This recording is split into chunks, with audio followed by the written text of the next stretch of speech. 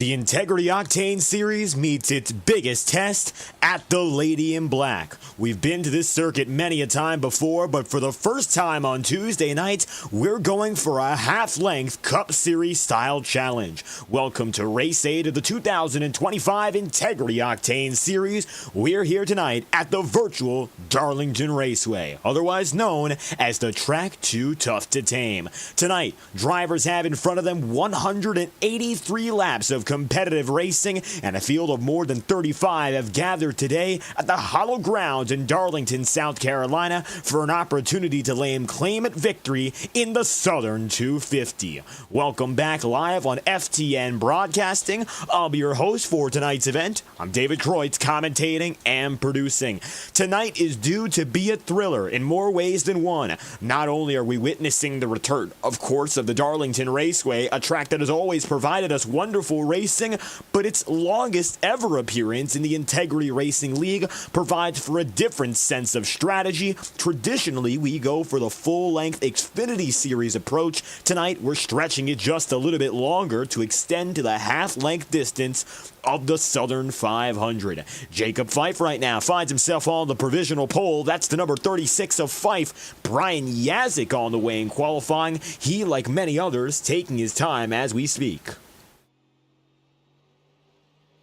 Yazik in the 55, making his way through up on the top side of the circuit. You got Chad Dillon in the 32 right down low. Sean Kalist going for 22nd place with 2 minutes left on the clock now as drivers progress to take times.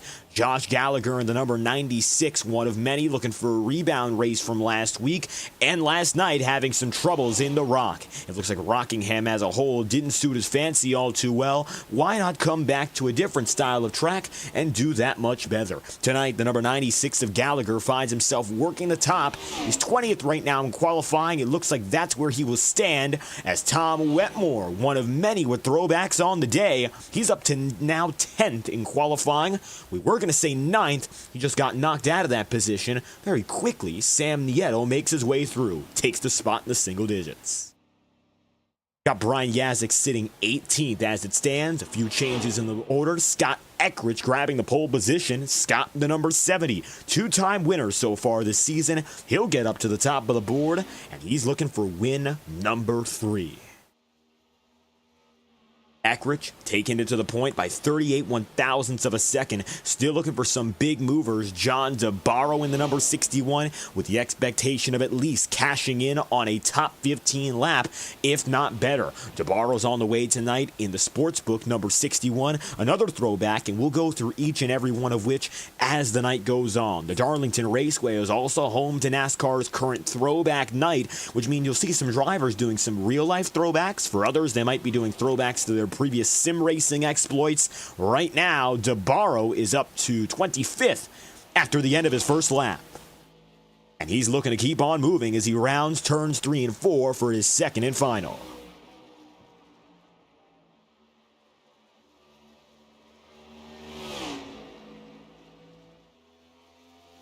DeBarro across the line.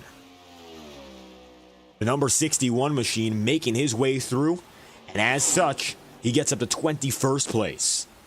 DeBarro right now, the final driver to take a time, it appears. A total of 32 drivers set to the circuit, but only one ends up on top. That'll be pole sitter Scott Eckrich at the top of the board, 28.716, his quick time for the pole positions.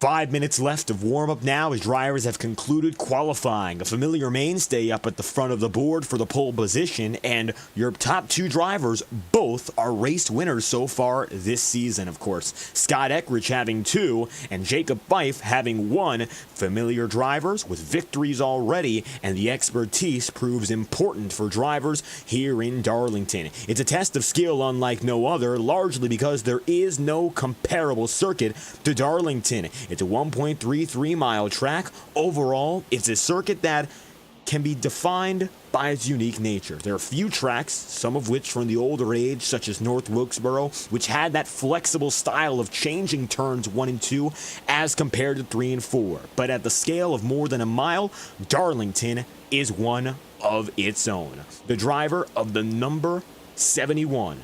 That's the man on the pole position tonight, and that, of course, is your leading man in Scott Eckridge. Here's a look now at your qualifying order from top to bottom. The two-time race winner, Eckridge, has himself to the pole position. Right beside him will be league owner and Atlanta race winner Jacob Fife. Fife finding himself only 38 thousandths of a second adrift. He had a real strong run in qualifying, and he's proven pretty well on the alternative strategy this year. He'll look to carry that momentum tonight as he starts outside of pole position. Don Stevenson will be third, and Blake Cannon is fourth, with Woody Mahan rounding out the top 5 and Kevin Bernheimer going 6th in the number 28. 7th place immediately thereafter is Nicholas Ward, fresh off his first ever Octane Series victory last week, and Cody Smith will then be in the 8th position. P9 on the day, Sam Nieto and Tom Wetmore will round out the top 10. Another strong start for the Roadhouse Racing boys, both Wetmore and Cannon eyeing the victory, if not a top 5. Then from there you'll have Zach Scrintinel and Nate Campbell 11th and 12th positions. 13th place goes there and after to the driver just behind. And in that 7th row, it'll be Kyle Trudell 13th, Bobby Keith in 14th, 15th place then going to Nolan Potter, 16th in Brock Potter. Paul Mikolajczyk having himself 17th, and Ross Cato then 18th. See only 2 drivers behind in the top 20, and those will be in respective order. 19th place Brian Yazik and Brent McClendon, 20th place. P21 is John DeBarro. Casey Shue is 22nd. Matt Sisler will be 23rd, and Galen Gidman will go 24th. You'll then have your 25th place driver, Josh Gallagher. Richard Smith is 26th. 27th will go Aaron Eads. Brian Perry will then go 28th. 29th and 30th. Eli Cars and Matt Jonas. They round out the top 30 henceforth. You'll have the top 35 going as follows with Chad Dillon, Sean Kalist, Ethan Lane, Jared Davis, Brad Patton, and Ryan Bean for 36th. To end the top 40, you'll have 37th place, Brian Greenlee, 38th and Eric McFarland, and your 39th and last driver on the day, Randy Fiash in the 54. 11 rows? Not quite. In total, it's approximately 20. 19 complete, and Fiash on his lonesome. It's a 39 driver pack at the track too tough to tame. Welcome back to Darlington. We are now less than 5 minutes away from the green flag in the Southern 200. Sam Nieto finds himself quickest in this session so far. He's got a fast time, a 29.2. To this point, that is the best time set by any driver. Tonight's race is going to come in at about 250 miles, but when we talk about the grand picture, not all too much longer than our previous ventures here to the Darlington Raceway. With 183 laps on the day, it is an extension of approximately 37 laps compared to where we usually race in terms of length at 146. We usually go for the full-length Xfinity Series distance of 146. Tonight going to be a little bit longer to go for that Cup-style challenge. This will be one of, in total, 3 races at the half-length marker, which include Daytona, the 250-miler to open the season, and the Coca-Cola 300, which will end our opening part of the regular season in May. Tonight might be the most unique challenge of all, and Scott Eckridge is rising to the occasion. He's fastest again in second practice. His quick time this time by 28.682. Fastest once more, and it looks like he's ready to bring the field to green. So we say goodbye to our practice session and hello to the racing circuit.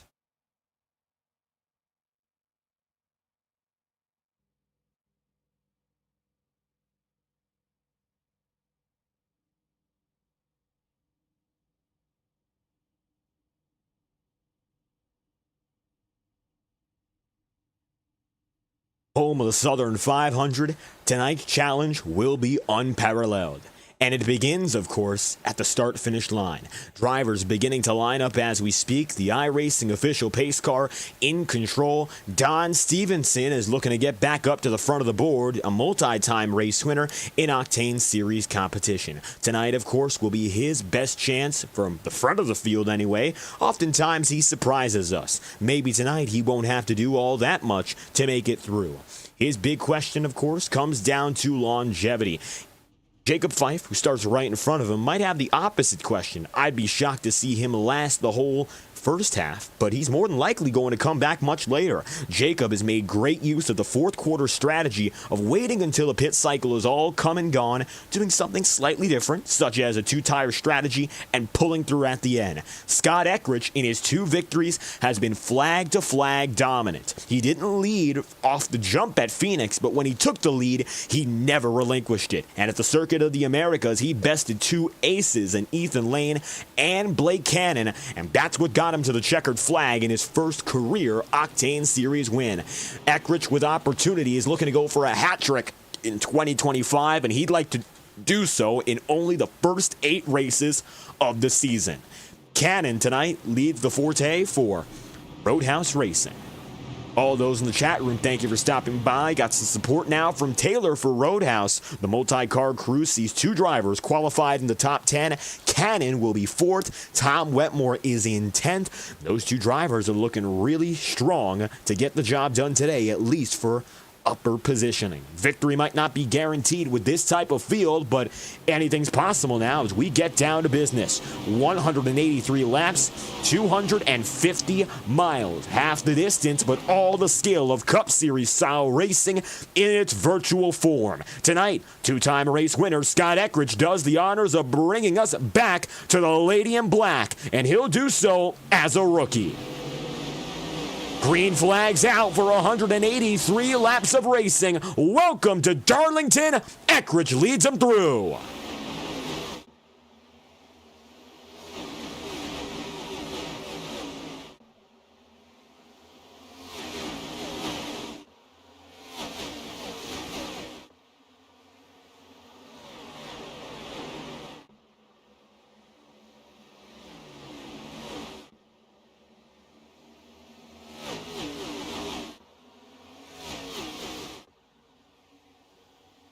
Eckrich going to lead this opening lap. You take a look off the backside of the number 70 now, and he is in comfortable territory to take this opening stint.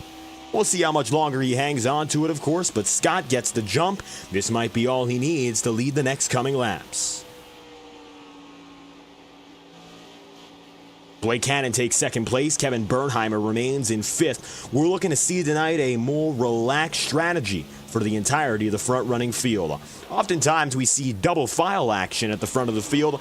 Darlington's very hard to pull that off. We like to tell the story of what made Darlington what it is, so we'll discuss that once again. We mentioned that Darlington has an interesting structure through its final 2 turns when compared to turns 1 and 2. That's due to a land dispute that goes back nearly 80 years now. You might see it as drivers go through the final 2 corners. There is a small lake just adjacent to the circuit, and its owners refused to give away property for the construction of this circuit. The decision was made instead to change the banking and radius of turns 3 and 4, causing for a completely different setup into those corners, even though it looks like a relatively similar structure. Drivers have that leeway coming out of 2. It's a little bit narrower and tighter, though, through the final 2 corners.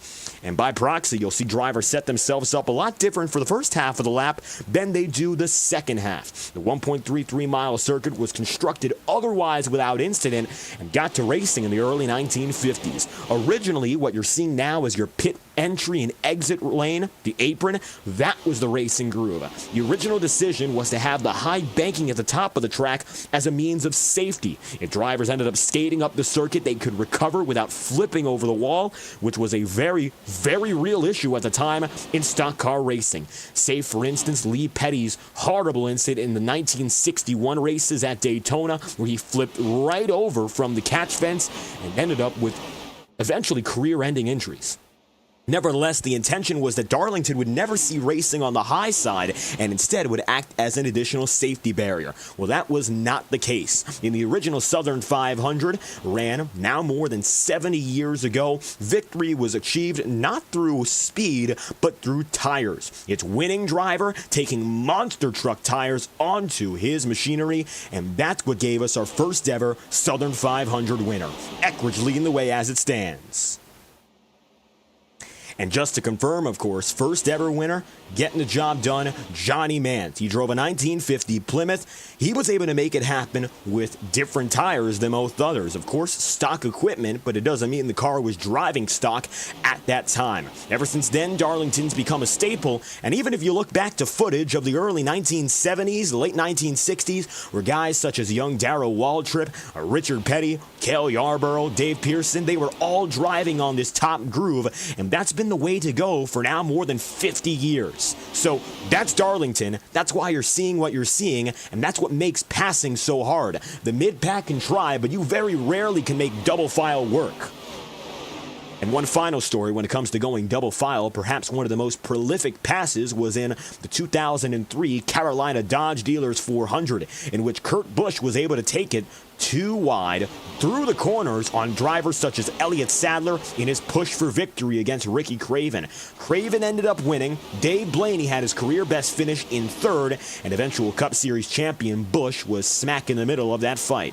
Let's talk tonight about the past as well. A lot of drivers having throwback paint schemes, so let's go down the ladder and learn a little bit more about what exactly you're seeing.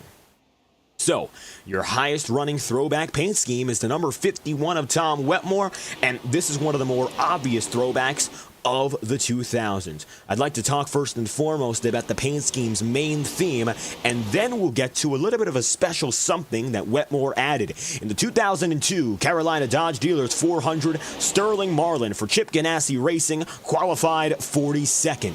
He went from the back of the field up to the front on that day and collected victory in what's now known infamously as the Silver Bullet. It was the primary paint scheme for Marlin's 2002 championship run until a career-altering incident occurred later that season.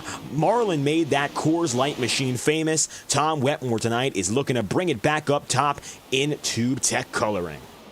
Now, we're going to try to get a better angle on it. You might see it as we slowly but surely look from Blake Cannon's perspective, but there's a small ribbon right now. That isn't the best of angles, but there is a small ribbon on the number 51 of Wetmore's car.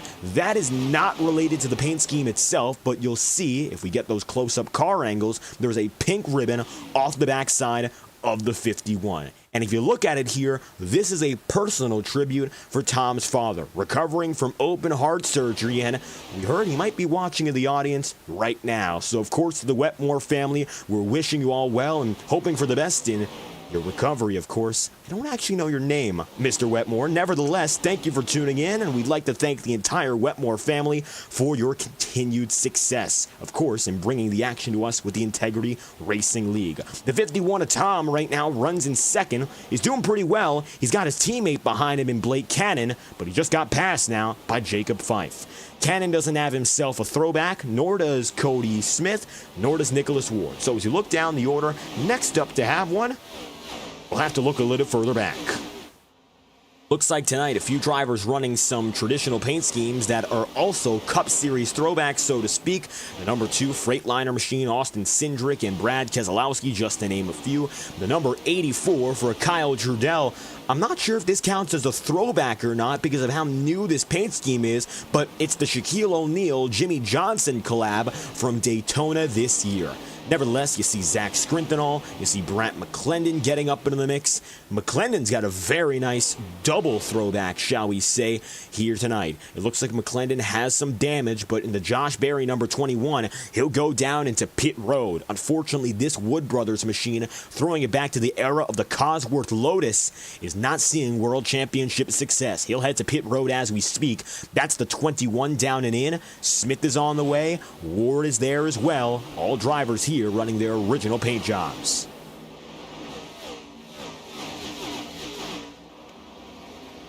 Let's take a look down the line, see what else is going on. We did mention beforehand, and we'll bring him back up on the frame, John DeBarro in the 61.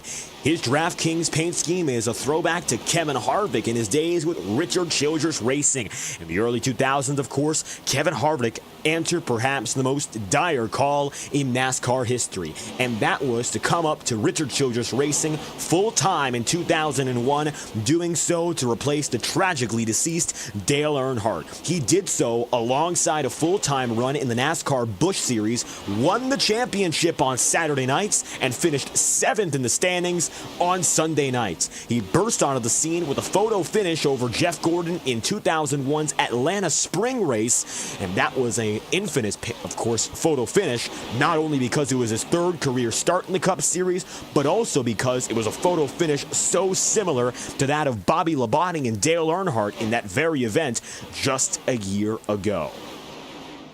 Taking a look further back, and we'll see a few other drivers. Casey Shue, a little bit of a different look. And this is an in-league throwback, if we go about it that way.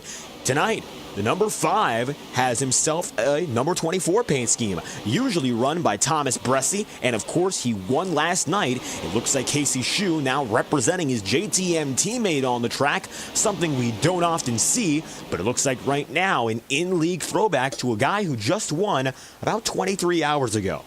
Nevertheless, great to see JTM Motorsport having some fun tonight. Looks like Nolan Potter with his traditional paint scheme, but very reminiscent of DEI and Steve Park, who raced around the time of Michael Waltrip and Kevin Harvick at the like. Two-time race winner, very strong at those road courses, but a series of critical injuries inhibited his growth as a driver. Brad Patton further back. Galen Gidman, not a throwback here in 24th place, but Lightning McQueen, going back to the first Cars movie it's most accurate to. The 04 looking to prove he's faster than fast, but having some troubles right now in side-by-side competition. Richard Smith coming up. There's Josh Gallagher. Gallagher traditionally runs this paint scheme, but it's the Tide Ride. On the winning end of the 2003 Carolina Dodge Dealers 400, the Tide Ride getting the victory for Ricky Craven's second and final career win. For PPI Motorsport, he won 2 races, Martinsville in 2001 and Darlington in 2003. That was the final victory Pontiac ever got in the NASCAR Cup Series. To this point anyway, you really never know, but nevertheless, for the past 22 years, those 2 wins stand as the last for the Pontiac Enterprise.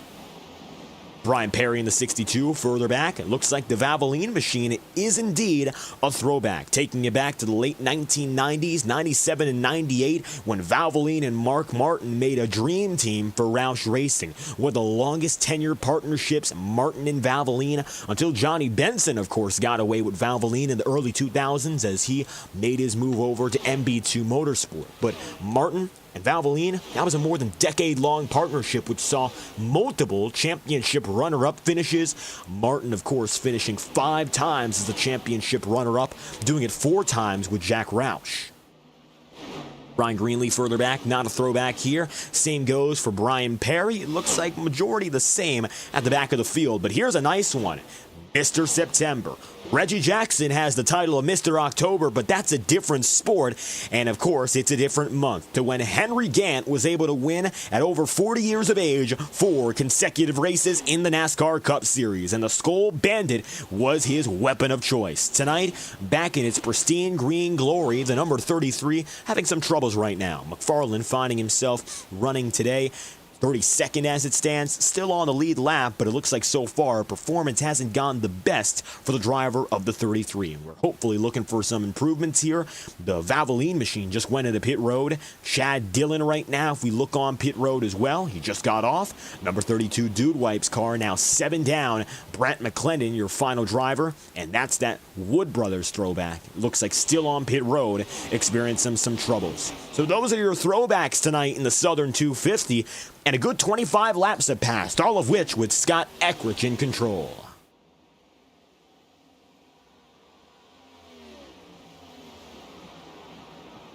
Driver, the number 70, Scott Eckridge leading the way now by a full second. Tom Wetmore is there in P2. Blake Cannon is third, and the number 36 runs right now just outside the podium in Jacob Fife. Teammates going at each other here, but it's going to be a controlled pass. Last time Wetmore did this in the Ignite Series, Cannon was able to chase after the lead for more than 70 laps, and it's almost like unleashing the monster we see it as. These two teammates coordinate when to go and who should go out there and fight. A lot of the times, Tom Wetmore more laid back inside the cockpit, or he tries to be anyway, and keeps himself out of trouble. Cannon is all about aggression. And Blake has proven that's worked out before. He knows how to get up there and fight for a victory. Number 44 is on the move, and he's got now his teammate about a half second behind him. Jacob Fife is coming up on Tom Wetmore.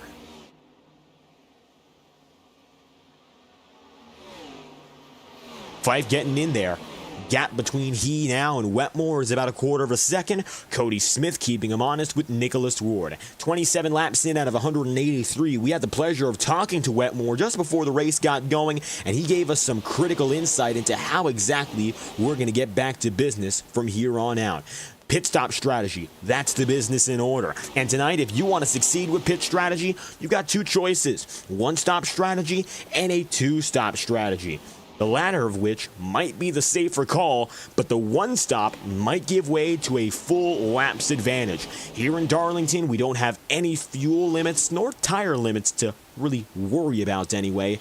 Unlimited fuel and a total of 6 tire sets allotted. So drivers are in a very comfortable position with regards to their equipment. They don't have to stress themselves out all too much about whether or not they'll make it to the end of the race intact. But going back, of course, to that strategy call, tires are going to wear out, and since there are more available, why not decide to go down and in and make some moves happen?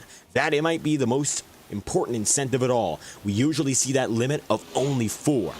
For 6, however, there might be more reason to drop through. But for the drivers who want to go long, it looks like 91, 92, that is the big question, of course, whether or not they can make it.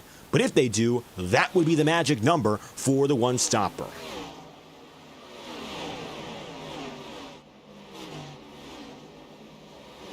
Number 18 is Smith up top. Then you'll have right behind the number 97 of Nicholas Ward, and it's gotten a little bit tighter between these drivers. Looks like the top 10 is still running single file in succession. A little bit closer battle further on back. There is Brad Patton in the number 7. The Wanted Goons machine ducks to the inside, makes a pass now. That's the number 12 of Ross Cato. And how could we forget? Cato's got himself quite the different paint scheme. The Fast Forward Esports number 12 can't pin a beat on it just yet. This, however, is a throwback to Dale Earnhardt's very first race car. This goes beyond his first attempts in the NASCAR Cup Series. This goes beyond his first time with Rod Osterlund Racing in 1979. This goes back to the days when a young Dale Earnhardt was following in his father's footsteps, who was a NASCAR Sportsman Series champion. And quite the obscure throwback, but what a throwback to recall. More than 50 years now of racing from the second generation Earnhardt on. Dale, of course, being the second, Ralph Earnhardt being the first of which, and the family legacy has only expanded. We've seen Dale Earnhardt, we've seen Kerry Earnhardt, we've seen Bobby Dale Earnhardt. There's been a litany of Earnhardts making it into motor racing, and of course, the lineage started with Ralph, but it was his son who really propelled the name into infamy. And right now, that number 12 is running solidly. It looks like, as it stands, Ross Cato's going to find himself holding his own, single file 18th, but he's in that top 15 bubble. Even though he doesn't have the greatest of placements right now, I wouldn't be shocked as to whether or not he could make a lot of gains. Just has to stay patient as the sun continues to set. We're expecting day to nighttime racing as the event goes on. Track conditions right now are very mild. Ambient temperature comes in at 74 degrees Fahrenheit with a track temperature of 82 degrees. Winds are northwest bound at 14 miles an hour, and there's a relative humidity coming in of about 65%. That would impact the field a little more if we were racing under full daylight conditions, but with the sun ever setting, I wouldn't sweat it all too much. Literally and figuratively, it really shouldn't be much of a concern. Blake Cannon We saw Tom Wetmore in that transition of power. Right now in the Roadhouse hierarchy, Cannon has been given the keys to go out there and chase leader Eckrich. And now, with lappers including Sean Kalist, looks like Cannon has closed the gap and he's looking to make a move.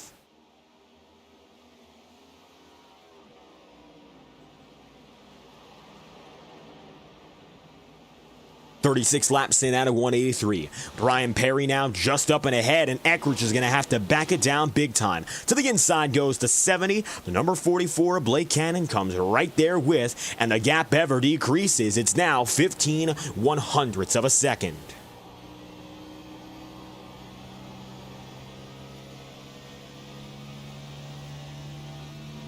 To the inside, Cannon for the race lead, surging into one. It's going to be no room for the two of them, and Cannon's the one who gets away around. This 70 of Eckrich, second place. Scott finds himself now P2, and while he's there comfortably, Blake Cannon, he charged in.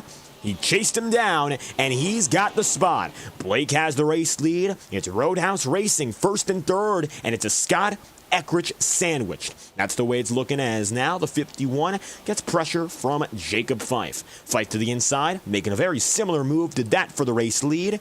And here comes Fife. Jacob goes P3.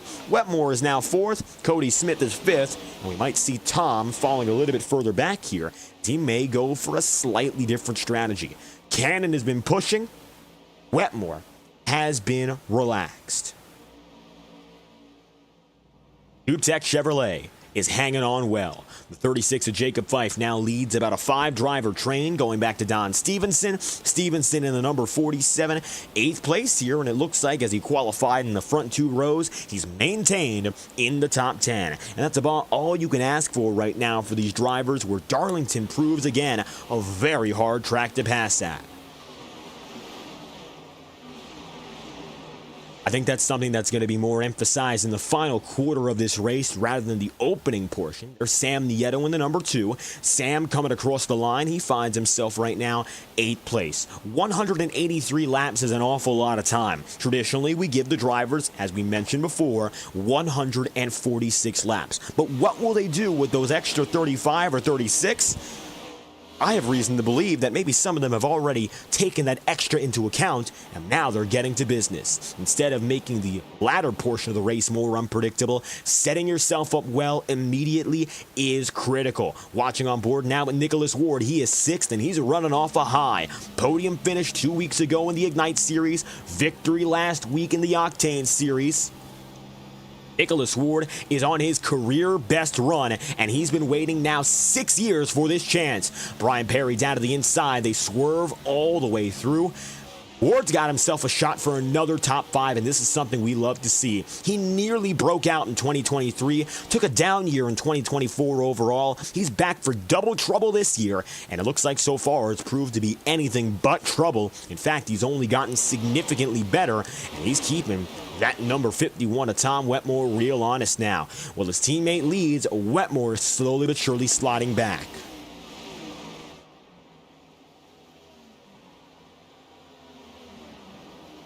"42 laps in, and now heading through turns 3 and 4. Jacob Fife in the number 36 has himself rounding the final corner. He's broken out about a car length and a half, give or take, compared to Tom Wetmore. While the difference is negligible for the time being, it appears that Wetmore might be falling back more and more. Trying to work the draft is the most important factor. And even though it doesn't prove to do much for passing, staying in line will be essential. The leader of the groove is doing the exact opposite thing.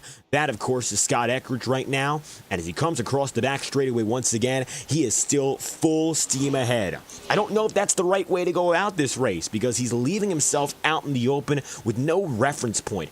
No basis to compare himself to, and that could be detrimental. One big slip-up. Not to say he'll make it, but if it does happen, he's out on his own. He's got no help. Same goes for Blake Cannon, who's even further away. And while Cannon right now has a teammate inside the top 5, Eckrich finds himself really lonely here in the upper portion of the battle. I don't think that's going to play in his advantage, being this far up and falling back to P2. Tom Wetmore remains 4th place here. Now Jacob Fife coming up on the lapper of Randy Fiash, just making sure that Randy gets out of the way. He'll swerve to the bottom. Here comes the 51 of Tom. The 97 of Nicholas Ward still right there with. Nearly bumper to bumper between those 3 drivers. Now I'll tell you this much, that could have been a nasty hit. Luckily Fife managing it well. Looking to the second half of the field, it looks like right now, usually we see some side-by-side racing with those behind, but they've really settled in for this long run. And that's going to be the trend of Darlington today for the opening half. Again, the intermediates oftentimes breed competitive racing by force. It's not as if you can turn it off at a 1.5 mile track where the banking is longer, wider, there's sometimes higher speed, and there's more distance to travel over the course of the lap. But here in Darlington, which is not only slightly shorter, but also a track with a very unique structure, physically speaking, there really is no way to avoid going single file and staying that way. It's more of a nuisance to go side by side unless necessary. Sprinting all up to the wall, that will give Ross Cato another position.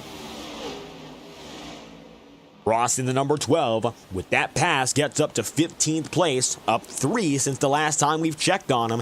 It looks like right now Ross has his sights set on another in the 61 of John DeBarro. It's going to be harder and harder each time by to make those passes, but with Cato benefiting from mistakes, I think he's got himself a good run from here. Nicholas Ward, the number 97, runs 5th. 6th place then on back. That's going to be Tom Wetmore. Sam Nieto is going to be seeing now in his rearview mirror someone you never want to see behind you because very quickly he might just make a pass.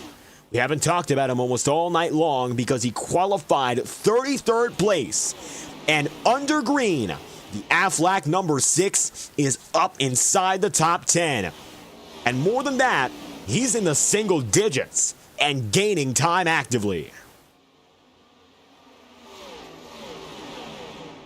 Number 6 of Ethan Lane, someone who hadn't been in the top 10 for practically the entire night, is now making his moves. And when we think about Aflac in the NASCAR Cup Series, you have to go back to a man who was so close to winning a NASCAR championship. In fact, he was the closest ever to not find his way to victory lane for the title. That was Carl Edwards. In the 2011 NASCAR Cup Series season, not only finished 2nd in the Southern 500 to an up-and-coming Regan Smith, but in addition, he ended up finishing 2nd in the championship by exactly 0 points. It's the first time ever there was a tie in the championship standings, but by virtue of having fewer wins than Tony Stewart, who popped off for 5 in the last 10 races, he ended up losing a title race he dominated for the entirety of the year.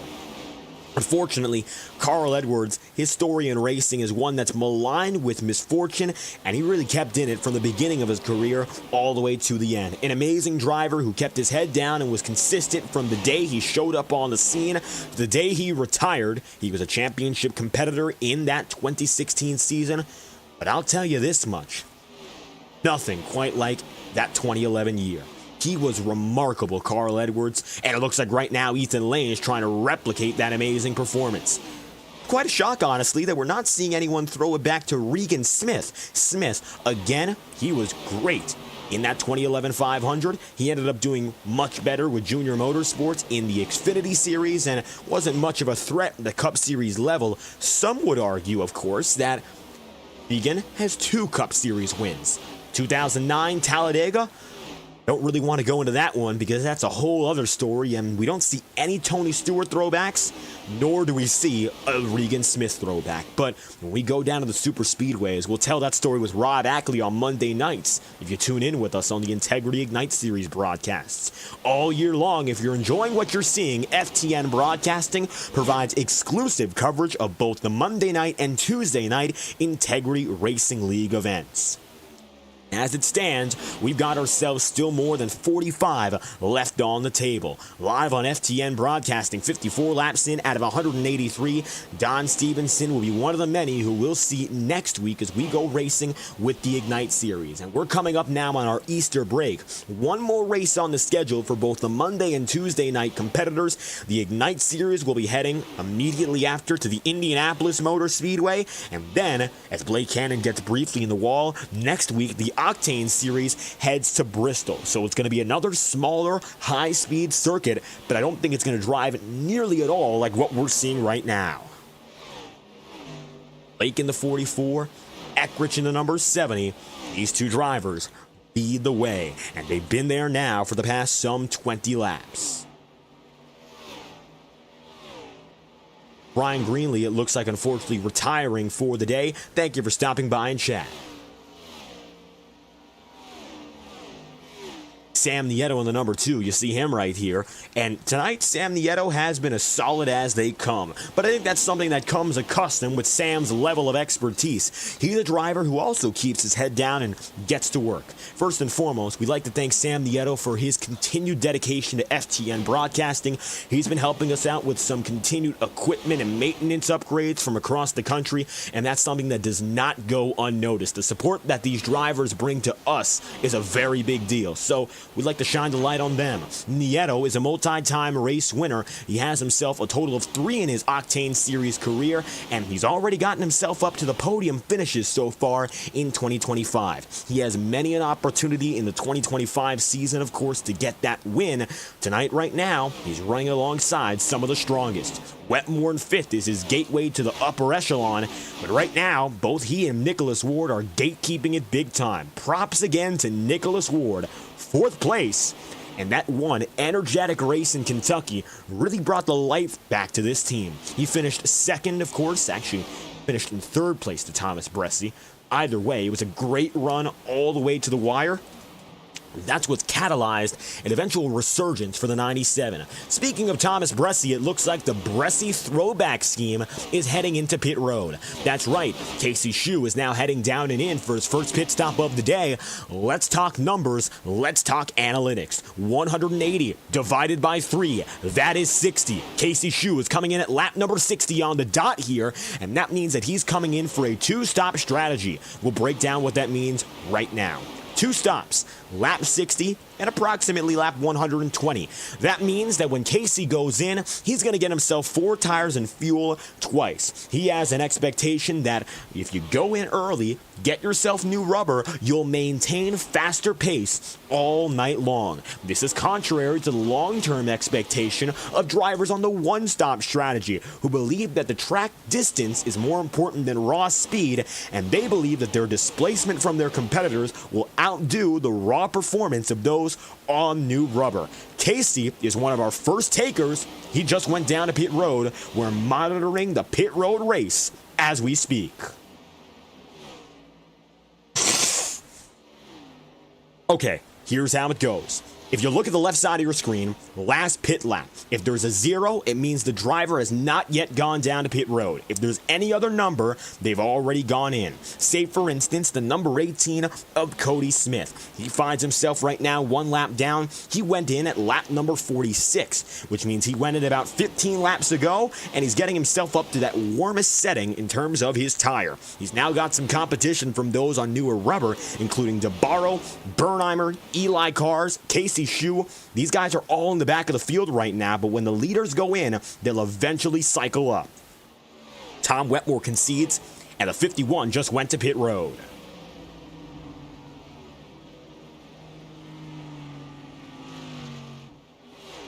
Wetmore mentioned to us that the 2-stop strategy is very likely the safer strategy on the day, and it looks like he's going to abide by his own word, as does the majority of the field. 60 is a marker that most guys can comfortably make today, which is not usually the case for the preferred strategy where drivers try to stretch it out, but it's a lot more like Rockingham, where if you can, you should, and that's been the mentality that's gotten many a driver a victory at the Rock before. Blake Cannon's still leading, and he could go up to 25 more laps if he wants to simply.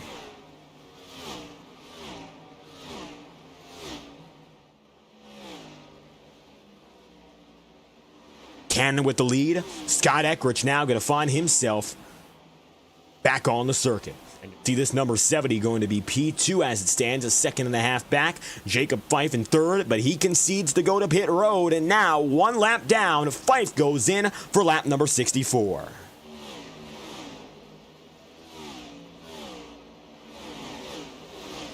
Jacob gets back on the way. He's going to merge up with the rest of the field, currently scored in P12. Cody Smith in the number 18 looks to be the leading driver on the new tire brigade. Interestingly enough, 10th place right now on a 46-lap run.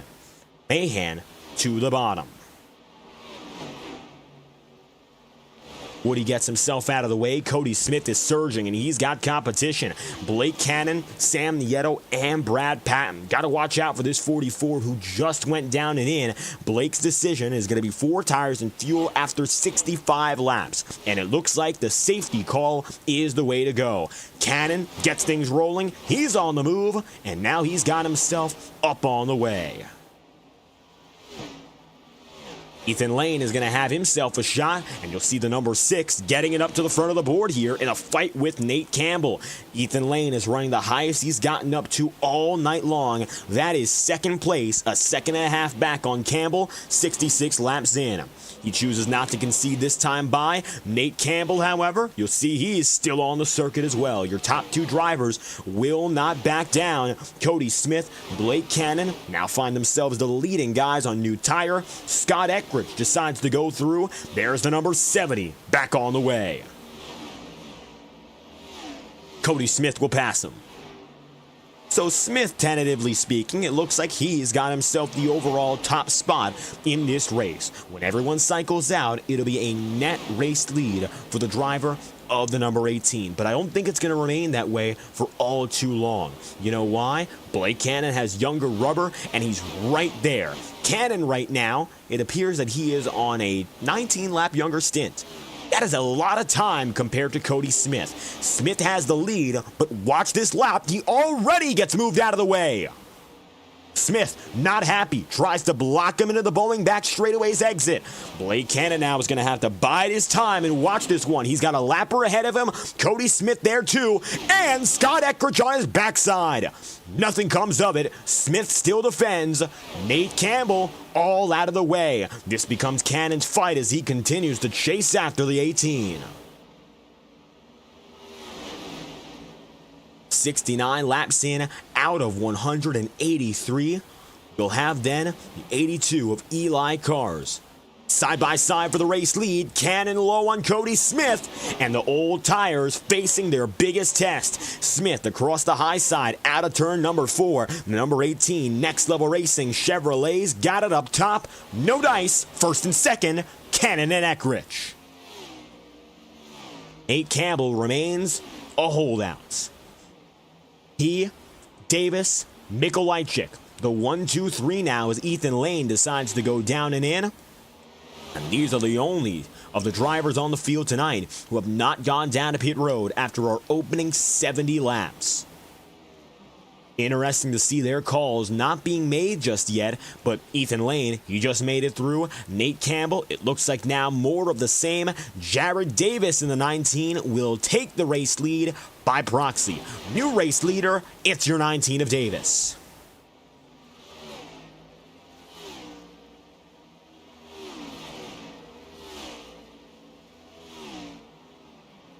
See how much longer Davis can last here. Again, 71 laps in out of 183.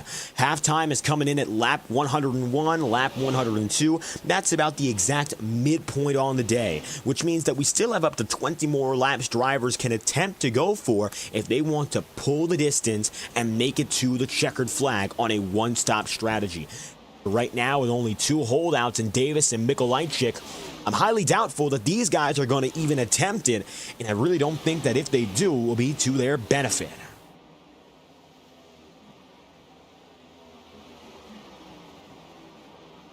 To the inside, Brian Yazik, that's a lapper, getting his lap back, goes to show how much faster these guys are on new tire. Nate Campbell, up at the front of the field, has not failed.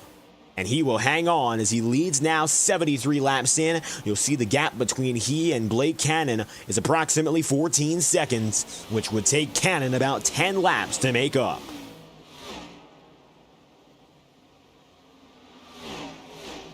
The number 44 of Cannon, finding himself the net race leader on this new strategy. Scott Eckridge is second just behind him. As it stands, it looks like the 44's got it made for the Roadhouse crew, but if you've got any favorite drivers you'd like to shout out, let us know in the chat room. Live on FTN, we love to hear what you have to say, and if you've got any favorite drivers you want to give your shout outs to or send some messages out to the guys in the field, comment in the FTN chat room. It's free, and for us it's pretty fun. We love hearing your comments and feedback as the night progresses, and there's always a good storyline to mix with what you see on your screen. Thank you for tuning in live on FTN. You're watching coverage of the Southern 250, and so far, Cannon and Eckrich are battling for the top spot.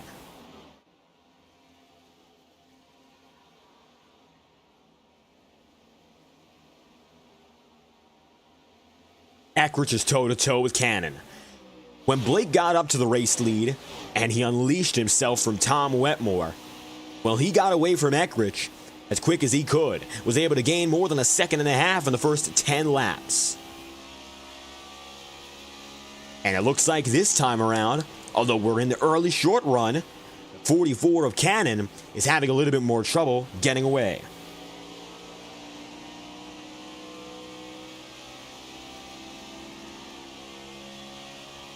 Still, these two drivers contending against one another. The 45 of Campbell concedes and heads to pit road. Right now, it looks like Nate is getting himself back on the circuit, and you'll see the 45 on his road to recovery right now. Coming out of pit road, the last driver to do so. He's got the freshest young rubber of anyone on track and is 14th right now, and he's making waves. I wouldn't be surprised if he gets in the top 10 by the time this cycle concludes. Coming to the inside of pit road, that is Jared Davis going into pit road for the second time, and it looks like some complications with his previous stop, and that's going to bring him into pit road once again. Bad news for Davis as we look up in front. Cannon still leads Eckrich.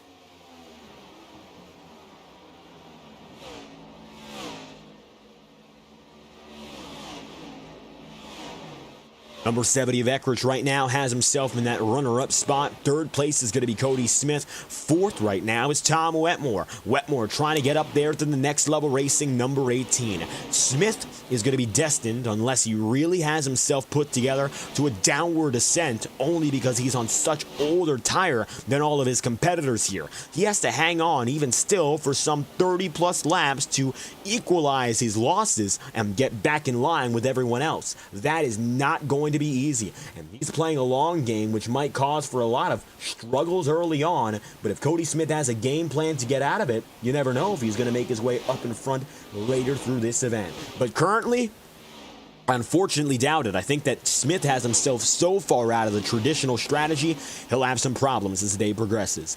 Nancy Wetmore in the chat room, thank you for stopping by. Tom for third, and he'll get it on the 18. Jacob Fife subsequently is trying to make his move in the 36. Tom gets up top. Jacob now gets right by. The number 18 machine now falls back into the bottom step of the top 5 here. Nicholas Ward is going to be P6, Kyle Trudell 7th, Kevin Bernheimer 8th, 9th is Don Stevenson, P10, Sam Nieto all the way back. Zach Scrinthano will be in the 11th position, and then you'll have John DeBarro and company racing against one another further behind.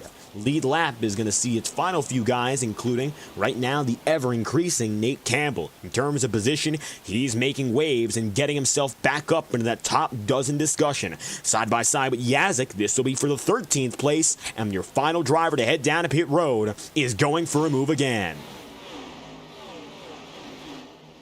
81 laps in out of 83, Nate Campbell gets himself another spot. Josh Gallagher goes to the inside, and that's the number 96, the Tide Ride, making it through again. Lapper right now, the 96 of Gallagher, and it looks like his struggles on the day have unfortunately continued as he heads down to the apron. 82 laps in out of 183. Cannon is your leading driver. Still a car length behind is Scott Eckrich. Take a ride on board now with the number 70. You'll see how close this fight really is.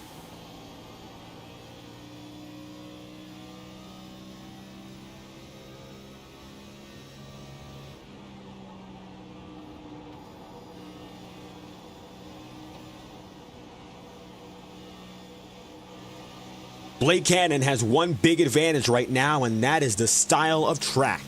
Of course, Darlington, effectively one groove in competitive territory. The caution is out for the first time today at lap 83. Yellow flag, and we're trying to see now who exactly it involved. Ethan Lane just went down to pit road, but we can't quite tell whether or not he was in the mix in this one. And it looked like he had damage, pulled himself out of line independently. Whereas, if you take a look all throughout, we'll see where it happened. Contact, it looks like that's the silver bullet. And yes, it was. Tom Wetmore goes spinning. One more time, here's a replay.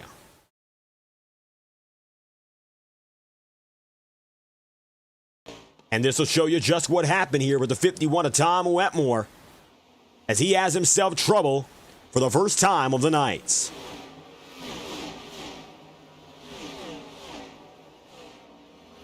Eli Carr's the lapper right there, side by side coming out of the corner. Fife and Wetmore meet each other on the bottom. Wetmore is spun, minor damage, and a quick save that drops Tom about 3 positions. Yellow flags out on a safety caution. Fife, unfortunately, and Wetmore as well, driving into the same spot, and they met each other there as the caution flies, and now we've got ourselves a pit stop cycle. Second of the day. Blake Cannon came in on top, and it's very likely he'll be the man who leads with the advantage. Cannon crossed away, going to be beat by only one. Scott Eckridge, then Cannon, then third will be Nicholas Ward with Jacob Fife, Kyle Trudell, and Tom Wetmore for sixth. Smith, Bernheimer, Stevenson, and Sam Nieto wrap up the top 10.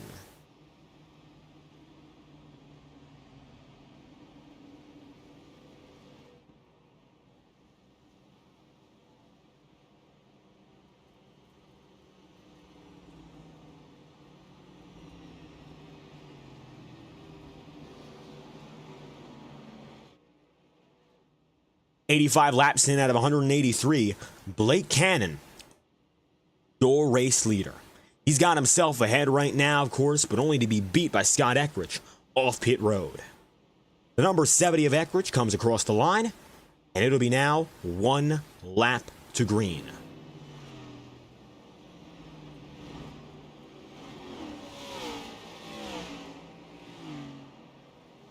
iRacing official pace car says lights off, and your same 2 drivers are in control. 44 this time is up top, and it'll be the number 70 down low. Nicholas Ward is again inside the podium places, and talk about a great run so far for that 97. Ward has been impressing us all throughout the night, and if he keeps that trend up, he might just be able to bag himself a top 3 finish by end of day. Exciting to see some new competitors making it up the ranks, and not only the rookies, but some of our veterans blossoming at long last. Coming now to lap number 87 for your first restart on the night. Just under 100 laps remaining. Scott Eckridge gonna bring himself to the green flag. And he'll have himself down low. Cannon will be up top. Here we go again. Green flags out. Scott Eckridge takes it for P1.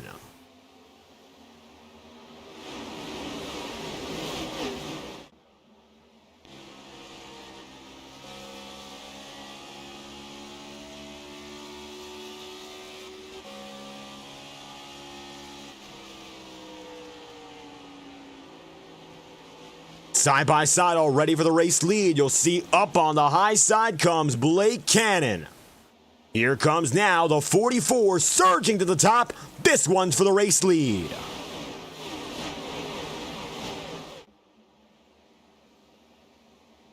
Cannon up on top again, lap number 88. Caution's out for the second time tonight. And it looks like the back of the field once again imploding. We're going to take a look back. Chad Dillon might have been one of those involved as drivers get swept up on the tail end. Take a look at this now. Chad Dillon further on back, and we'll see whether or not the lappers were involved. It looks like it might have happened just ahead of the lappers here. As you see, mid-pack getting to grips with it, and the caution flies. Interesting that none of those up in front were involved. We didn't quite see anything there. Caution is out. We're going to take one more look to make sure we can see everything on track so as to ensure we didn't miss the incident here. Coming down the back straightaway, taking it through our wide camera. See side by side, and the yellow flag immediately drops. It doesn't look like any major contact. Still trying to catch up to what the cause could have been. Brian Perry, no dice, and the yellow flag is out. The field got away there, but a safety yellow called, it appears. And the caution's out. We'll investigate that one further.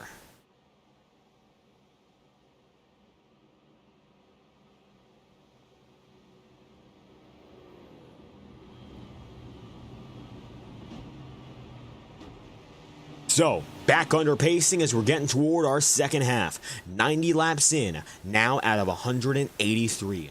Leading driver is going to be Eckrich in the 70. You'll have, of course, no longer that's the case, a swap over, Blake Cannon. He led the last restart, but Scott was not able to handle it on the most recent jump, which gives way to the 44, getting to the point. Second half is coming right up after this, and we're getting ready to get back to business with Blake Cannon getting the race lead. Top 5 sees Tom Wetmore. Wetmore was involved in your first caution of the day, and even though he spun out, he didn't accumulate any major damage. All of a sudden now, the TubeTech Chevrolet is back in the top 5. Hasn't been an easy ride given the fact he was involved in that caution, but even still, both he and Jacob Fife are up front in contention, and it looks like they've still got fair shots at it at the top of the board.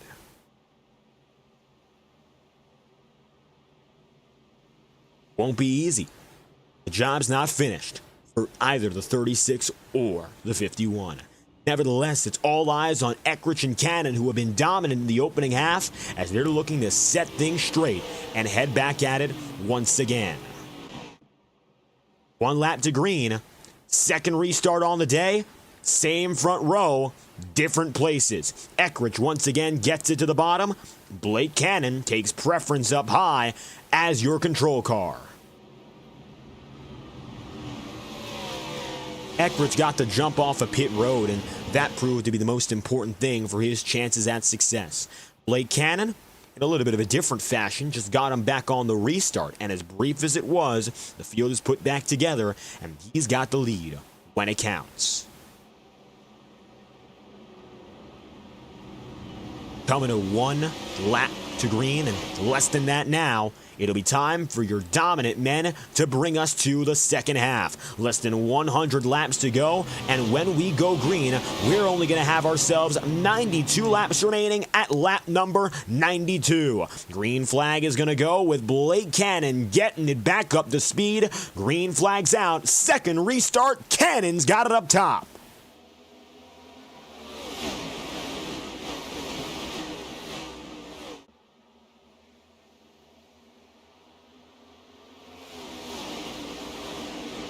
They're side by side now for the number 70 of Eckrich. Of course, it's Tom Wetmore, his new rival on the circuit, as it's Roadhouse Racing equipment trying to go first and second. Here comes the 51 up top, and it looks like now Blake Cannon in the 44's got it made ahead. Cannon keeping it up on top. Scott Eckrich hasn't quite gotten himself free of Tom Wetmore, but he has gotten the... Oh, it's a big incident in the back of the field. It's the big one in Darlington. Yellow flag is out. And another incident. This time around, it's going to cause more trouble than any previous. And the mid-pack comes apart. Notably, Nolan Potter, one of those involved. The 33 Skull Bandit hit the wall on its own, but then side by side, Potter, Stevenson, contact. They met each other at the same place, and it becomes haywire from there. Contact with Kevin Bernheimer, Brian Yazik, Brad Patton, Matt Sisler, Ross Cato, and Nate Campbell all on the top. All at once. More contact there from Mahan. and the yellow is out. That one was a no-doubter. Third caution of the day, and you're third in the last 15 laps, and all of a sudden, racing-wise, we've really come to a standstill.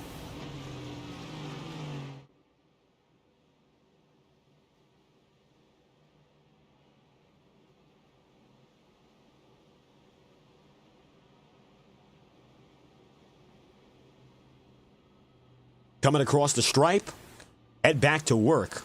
2 laps to green.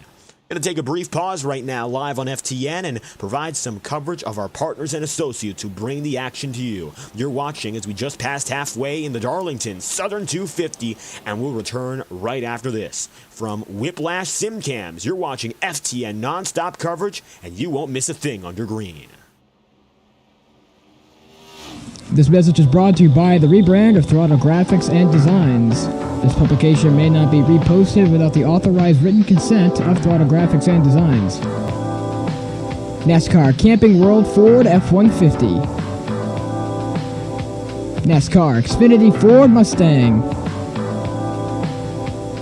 NASCAR Cup Series Next-Gen Ford Mustang. Arca Menards. This has been the publication of the redesign and rebranding of Throttle Graphics and Designs. This message may not be reposted, republicated, or rebroadcasted without the authorized written consent of Throttle Graphics and Designs. Thank you, and thanks for your time.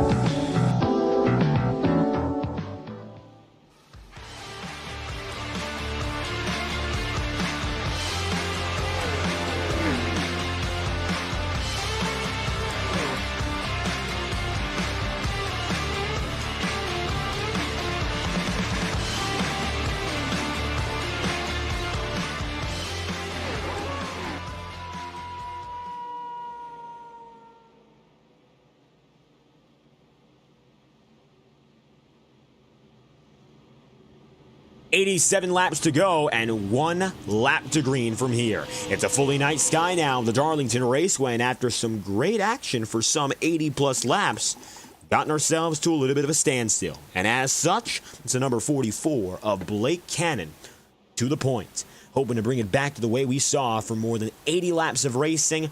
Right now, a little bit of a lull period. 3 consecutive cautions, 3 consecutive restarts, and this, of course, is the third of which.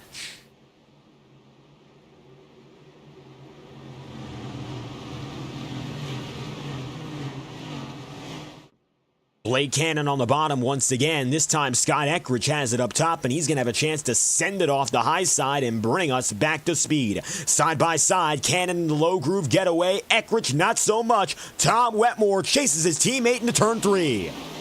And of course does so first, getting through the opening turns.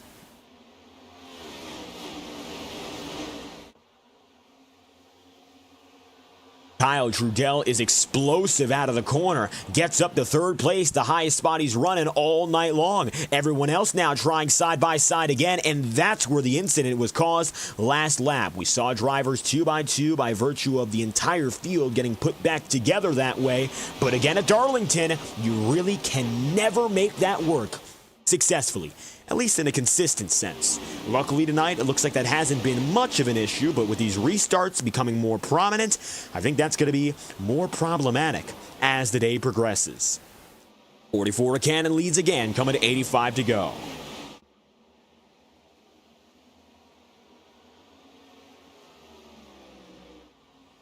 $85 remaining. Cannon, Eckrich, Wetmore, Nicholas Ward, Kyle Trudell right there. Trudell is third place, and I'll tell you this much, he is having a wonderful night. Making his way through in the 84, podium position. If he has a chance at top 2, might be inevitable now with the pace he's had. He got the new rubber on the same as everyone else. The 84 machine has a chance to keep on improving, and Trudell is keeping Tom Wetmore real honest in the opening 2 turns.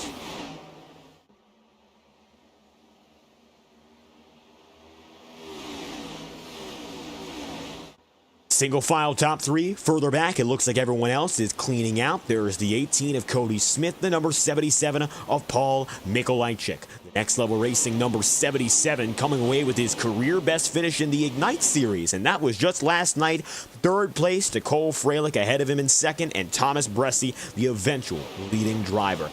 Mikolajczyk oh so close to getting up there for second. The entire podium was in a real tight battle the entire night. And while Bressi was able to pull away to get the job done, by no means was it an easy victory. I think that goes to show that there's been continued efforts made by Mikolajczyk to improve. Admittedly, didn't get the strongest of starts to get things going for his season, but now pulling that momentum together, we'll see what Paul can do. Trudell remains third. Wetmore is going to lead. It's going to be the teammates up in front. And why not for those top two guys? It's going to be Roadhouse Racing, Blake Cannon and Tom Wetmore. And it looks like Wetmore will take the reins. New race leader, the TubeTech Chevrolet.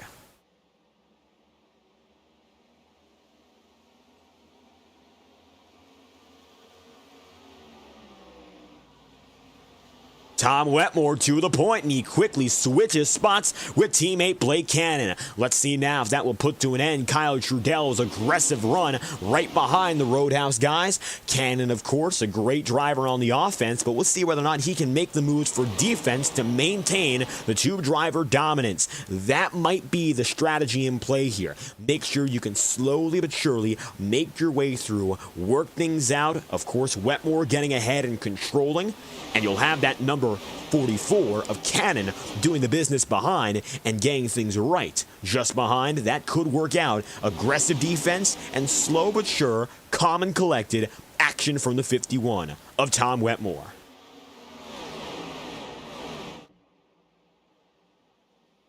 Now you'll see a different attitude compared to the opening half, where Wetmore let Cannon loose to go out there, fight for the lead, and keep it that way. Tell you this much, Blake Cannon has done the opposite. And again, it's a very impressive thing that this Roadhouse group, they know exactly what they need to do at the right time. Cannon has decided to let it back a little bit further, let Tom Wetmore, the more relaxed figure, take the lead, and Cannon, who's well known for that aggression, will take the role in fending off an ever feisty 84 in Kyle Trudell. Here comes Eckrich to the inside, looking for third.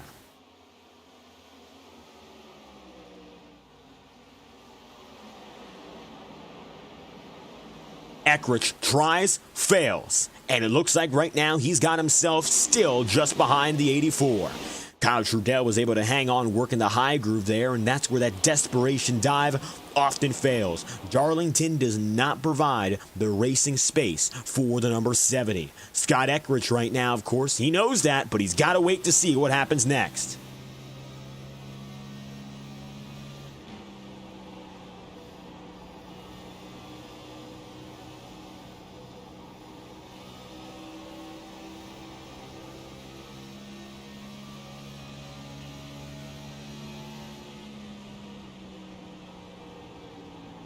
Kyle Trudell is still chasing after Tom Wetmore, and Blake Cannon likewise. Likewise, of course, we talk about these two drivers. Let's talk about some other teammates down the ladder and see how exactly they are doing. Tonight, a lot of independent guys on the circuit, but we'll talk about two that came in together and have run strong. Aaron Eads in 17th, and we've talked about Kevin Bernheimer today. Unfortunately for Bernheimer, he's fallen back. He's now 27th. It looks like damage for a lot of these mid-pack guys has been accumulated and caused some great races to fall to the wayside.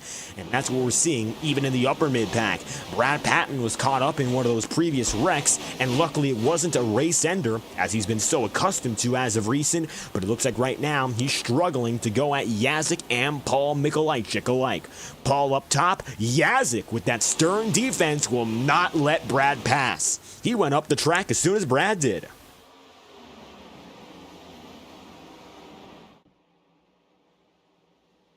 70 of Eckrich, 97 of Ward, and the further on back, 61 of John DeBarro. Take a ride on board right now with Nicholas Ward, last week's Octane Series race winner, as he goes for what could be 2 consecutive victories.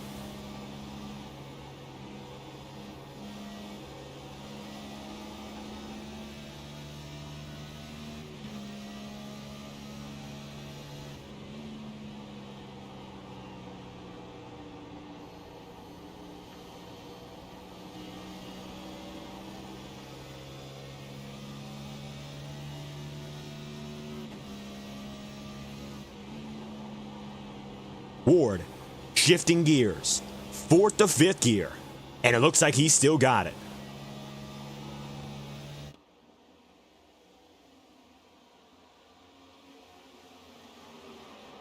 .73 laps to go. Number 70 of Eckrich maintains, and Tom Wetmore's got himself leading.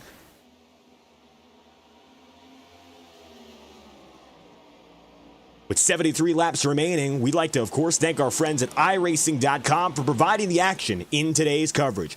iRacing Motorsport Simulation brings the action to the amateurs and the professionals alike. With more than 16 years of expertise, a pioneer and a leader in the industry, with laser scan replicas provided by sanctioning bodies such as NASCAR, Indycar, and Formula One. There is no better place to go than iRacing.com to start your sim racing journey. We'll be back after this. With 71 laps to go, we'll hear quickly a message from our friends at iRacing, and we'll return right there. 71 remaining in the Octane Series. You're watching FTN Broadcasting. Stay tuned and grab your popcorn.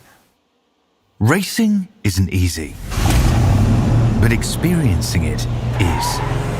iRacing puts you in the driver's seat with the industry's leading sim racing game. Drive on laser scan replicas of the greatest racing circuits from around the world. Go head-to-head against other drivers chosen by skill-based matchmaking to ensure competitive racing at every level. Compete across all your favorite series. In officially licensed cars engineered to deliver the most accurate driving experience possible.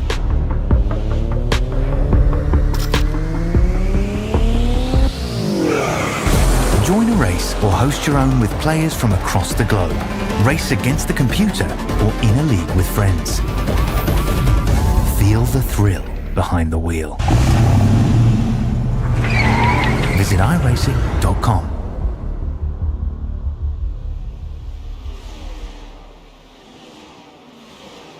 .69 laps remaining. Tom Wetmore and Blake Cannon have been working this 1-2 call perfectly, honestly. You take a look a little bit further back, it's side by side. You can't try that for long, but they really are here. Ryan Bean, Paul Mikolajczyk, Jacob Fife, Brad Patton and all company further back. They're going at each other toe-to-toe. 68 laps remaining.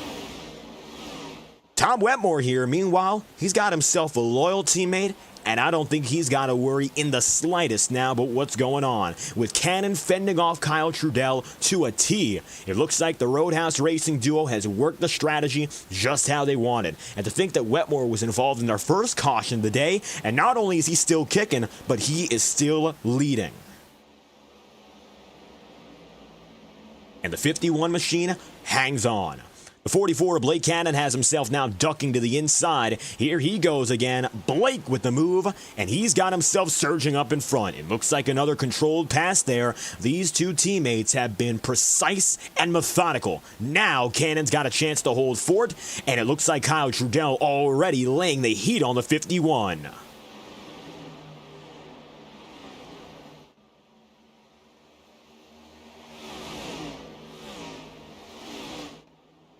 Kyle Trudell now seeing pressure. As soon as he put it on Wetmore, it looks like Eckrich is going to put it on him. To the inside goes the number 70, the 84 up top.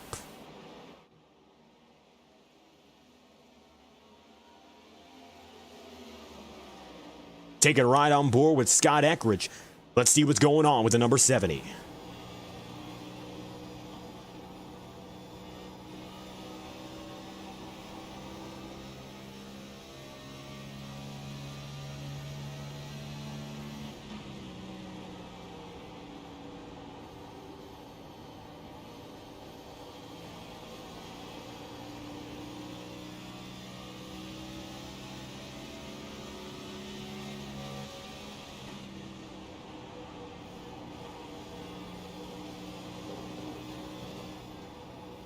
Eckrich, slight contact with the wall, no dice here in the 70.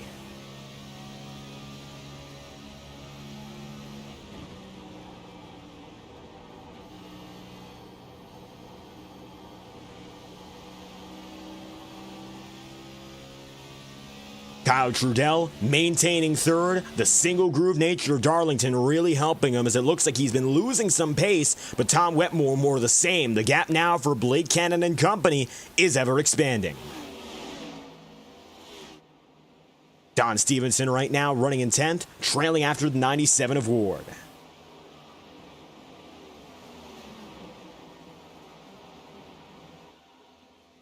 Paul Mikolajczyk, Ryan Bean, Nick Ward, all together again. The 18 of Cody Smith. He's still right there, and he's running in 14th place. Smith is going to have himself at the tail end of this pack. Ryan Bean is up and ahead of it. Bean proved to be very strong at the road course in the Circuit of the Americas. However, of course, Scott Eckridge did him one better. Looking for some top 10s to keep himself alive. Bean right now having himself in that final top 10 position. He's still a few tenths of a second off of who's ahead of him, including Brad Patton, but right now, not a terrible place to be for future successes. 61 laps to go. Brad right now, 8th, still trying to catch up to the Campbell car, and Nate Campbell, despite that alternate strategy he was working, I'll tell you this much, he's made it stick. He was the final driver to go to pit road. We figured he would be outside of the top 25 for the majority of the day. And it looks like, with the cautions coming his way, he's now got himself right back in order. Up and in front of him, John DeBarro. DeBarro still playing defense.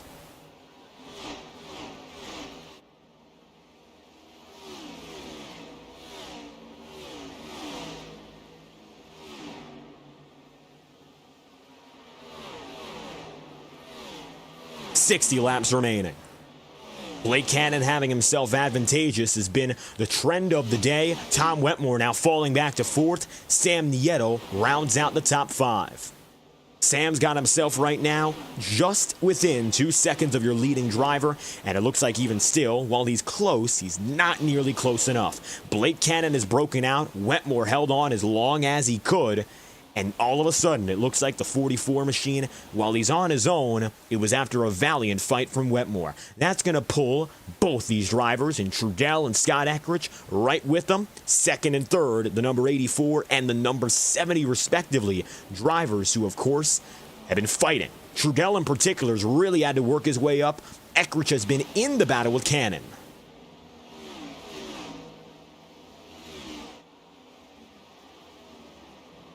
Eckridge rounds out the podium. Trudell is there, P2. Blake Cannon leads the way. 34 Nolan Potter works it up to the top side. It'll be toe-to-toe across the line. Nolan, it looks like, is a little bit quicker here as well, by virtue of going down to pit road. 57 to go. We are still expecting one more driver. Of course, pit stop for everyone. So we're going to see Cannon and company make their way through. Whether it is in the next 20 laps or the next 30, it appears that pit stop strategy is not a definite yet, and the majority of the field has only gone around for their second of 3 pit stops, with those cautions throwing a wrench in the equation. DeBarro is still chasing after Campbell. Mikolajczyk is in the number 77, rounding out the top 10 tonight, as he rounded out the top 3 the week prior. And Brad Patton rolls in 6th. Patton getting up there, and now trying to get up to Tom Wetmore. Wetmore still fading a little bit further back, but he's in the top 5.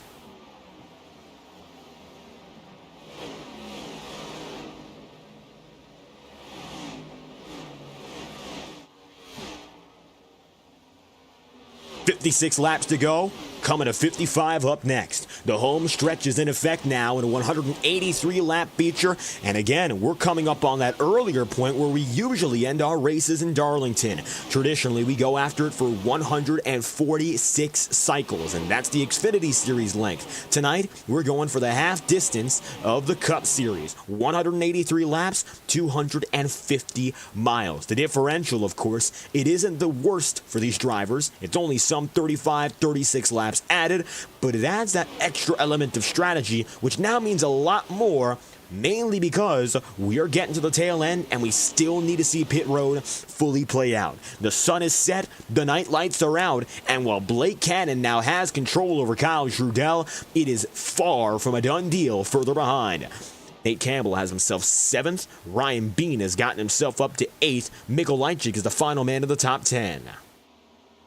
And you'll have the DeBarro machine, the 61 of John DeBarro, making his way through.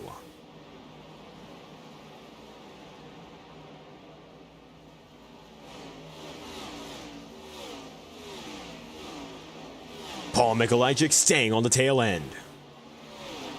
Single file line for the majority of it. Cody Smith also there as well. And Cody Smith tonight representing one of our two premier sponsors, and we'd like to thank both Next Level Racing and SimMotion sincerely for their efforts to bringing this action to you. Let's start, of course, with SimMotion. That's going to be our newest primary partner for 2025 and beyond. SimMotion is hopping on to help out the Integrity Ignite Series with its sim racing vendor needs, and there's no better place to go than our brand new partner. And we got a discount for you. Save 5% with promo code Integrity, and of course there's no better place to go than us.sim-motion.com. If you scan the QR code at the bottom right of your screen, you'll be directed automatically to SimMotion, and of course our veteran partner for your sim racing hardware needs, Next Level Racing. High quality performance rigs at prices you can't beat. Next Level Racing has been offering this discount now for more than 2 years. Use promo code Integrity24 and save 5% off your next checkout at nextlevelracing.com and scan the QR code at the bottom right. Thanks once more to SimMotion and Next Level Racing for their continued efforts at making tonight's action possible live on FTN. Don Stevenson, the 47 right now in that Ford Mustang.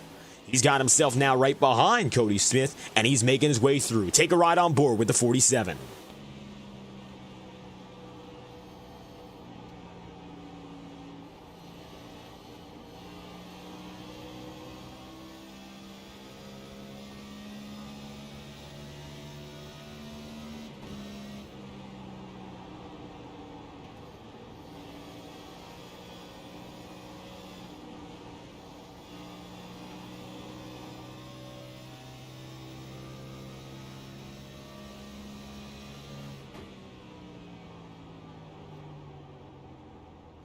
Don Stevenson to the inside as he goes in for his final pit stop of the day. Strategy is ongoing, and here's a first-hand look.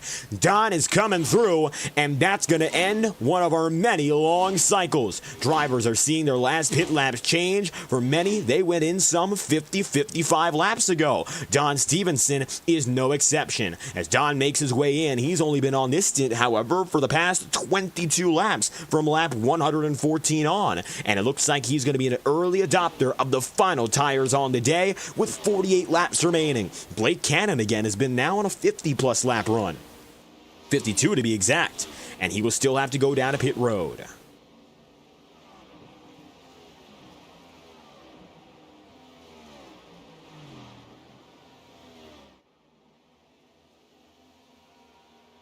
Blake Cannon, Scott Eckrich, Sam Nieto, Brad Patton, your 1, 2, 3, 4.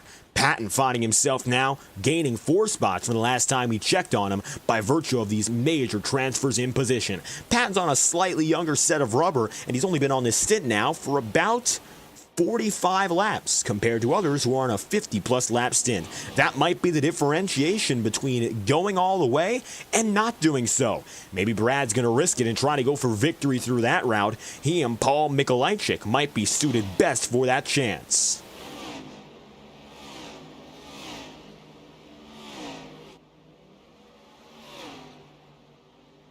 Mikolajczyk right now running overall in the 6. 90-lap stint on him, and relative to most other drivers, that is a significant benefit. He's got 10 laps fresher compared to the leading guys. The only driver he's trailing to in that regard is, of course, Brad Patton. Patton's on a stint that started at lap number 95 while being net 4th place. Eckrich now, and of course Blake Cannon, your 1 and 2, and Scott Eckrich this time by finds himself making it around turns 1 and 2 without a hitch.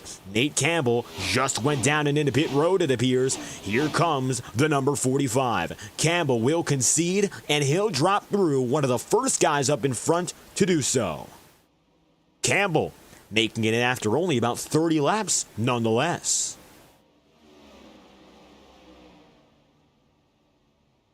4 tires and fuel for the 45. Blake Cannon leads the way even still. Another big drop that will bring Ross Cato up to the 6th position.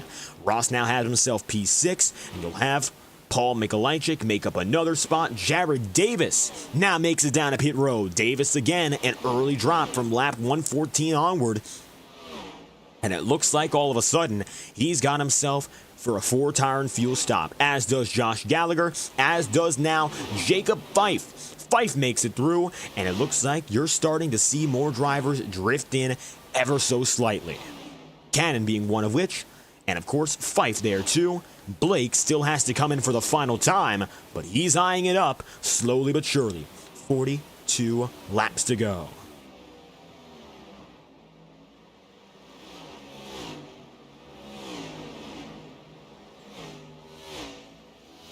It'll be Cannon and Eckrich, the leading men. You'll then have immediately thereafter the 3rd place driver in Sam Nieto. Nieto is making it happen tonight. As it stands, of course, he's got himself in a good position.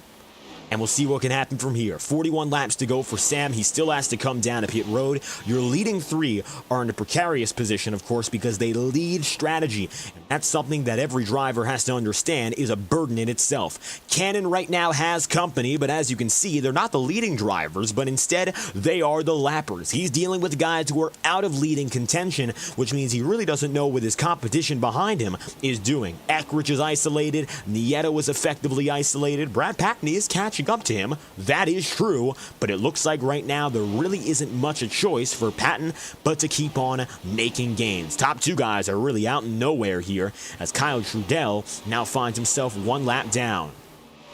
Trudell's going to be on younger rubber, and he's chasing down your leading guys.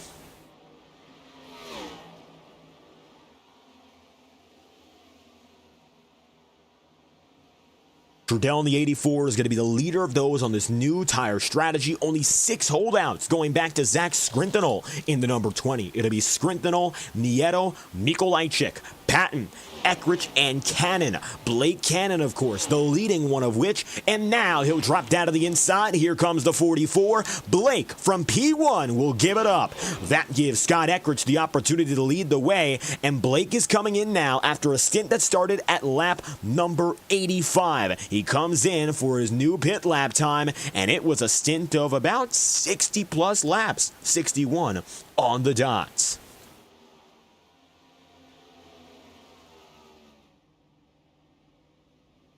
.38 laps to go. And here comes Cannon. Scott Eckrich has himself now dropping down as well. And the rotors are glowing, I'll tell you this much. Both drivers making it in after 61 and 62 lap stops. And here comes the number 70. 38 to go. Blake Cannon, he has himself on pit road. He got there earlier. The difference is 1 lap. We'll see who makes it out. Cannon's now on the way. Eckrich is getting service.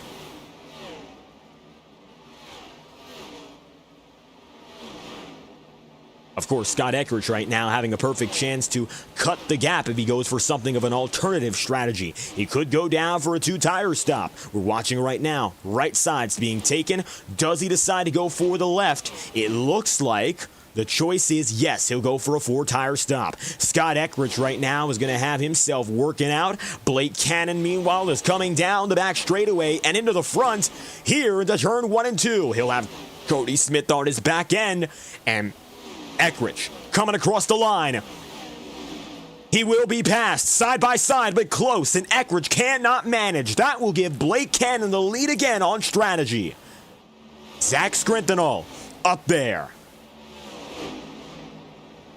Skrintinol finding himself officially up to the top of the board just by virtue of being the holdout of holdouts and leading at the line by 19 seconds over Kyle Trudell. He is the only driver right now who's managing, despite the fact, of course, he is on significantly older rubber. It's not going to last for him all too long if, of course, he maintains as he does. It looks like he last went down to pit road at lap 95, whereas the remainder of the field all is on new tire. He's the one and only. Kyle Trudell is the man chasing next. He is in second, then you'll have Ward, then you'll have Wetmore, and all the company further on back trying to get a piece of that pie. But right now, Kyle Trudell is in a great position Tom Wetmore, who is further back, might be the only driver with a chance here. Look at how far ahead Trudell is. Differential between them is some 6 seconds. 34 laps to go.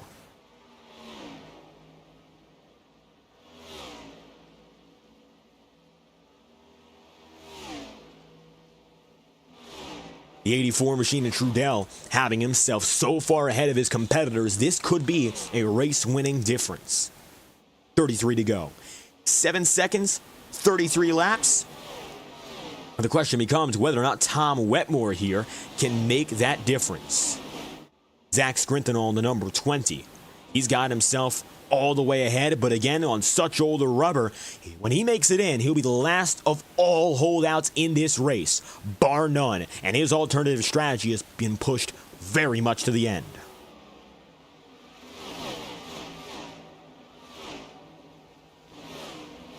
With Scrintinol holding fort, the number 20 will be the last driver to head down to pit road for a competitive stop on the day. 152 laps in out of 186, and we passed the full length of the Xfinity race, and now we're into that extended territory.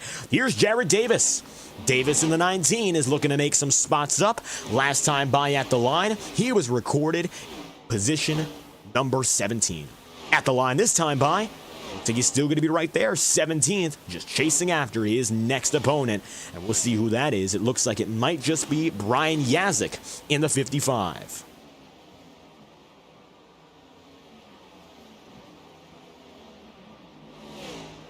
.31 laps to go. Kyle Trudell in the second spot, still maintaining that position, but that's only because currently Zach Scrintinol has decided he will maintain. 30 to go, this time by. Coming to the 20s. Scrintinol is going to have an objective here that no other driver is aiming for. I think he's going to try to stretch it to the very end of this race. If there's any chance for him to win, he has to go the distance, and he has to do so unfazed by the strategies around him. But now Trudell is going to be only 9.5 seconds away, and the gap is decreasing.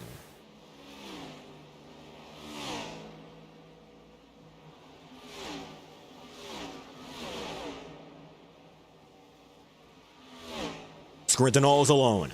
And I think right now, Trudell being there as well makes it a little bit more challenging for him to make gains. The only guys he's dealing with are those ahead, the lappers, the few, the far between. There's Galen Gidman. He'll drop down to the inside during the bowling back straightaway, and he'll make do. This is where it becomes more challenging to figure out exactly what's going on. Aaron Eads, Brad Patton, Sam Nieto, all in the bundle. Take a ride aboard and a brief one with the 7 of Patton amid the big fight.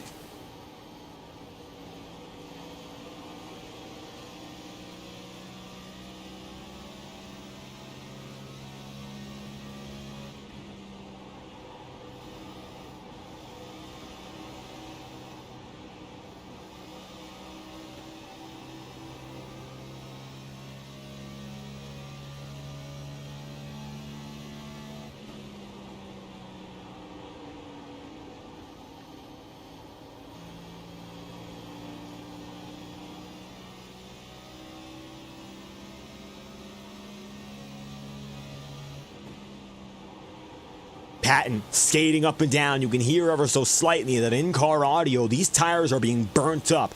Right now, Brad, as well as anyone in this fight, knows you gotta go all out. Cody Smith is holding 8th. Sam Nieto is in 9th. 10th is Brad Patton. And of course, they're all in the top 10 right now, but Cody Smith gets up on the wall. This is gonna cost him 1, if not 2 positions. And now the 18 falls back to 10th. This gives Nieto P8. And 9th goes Brad Patton with 26 laps to go. Zach Scrintinol leads from Kyle Trudell. The gap is only 5 seconds, though. And evidently, Trudell is making his way in. 25 laps remaining. If Kyle can make it through, it could be one of the biggest upset victories of the year, making use of 40-plus laps of strategy, getting away from Cannon, and of course the Saudi of Eckridge. For Trudell here, this could be perfect positioning. Coming to 24 laps to go, still leading is Scrintinol.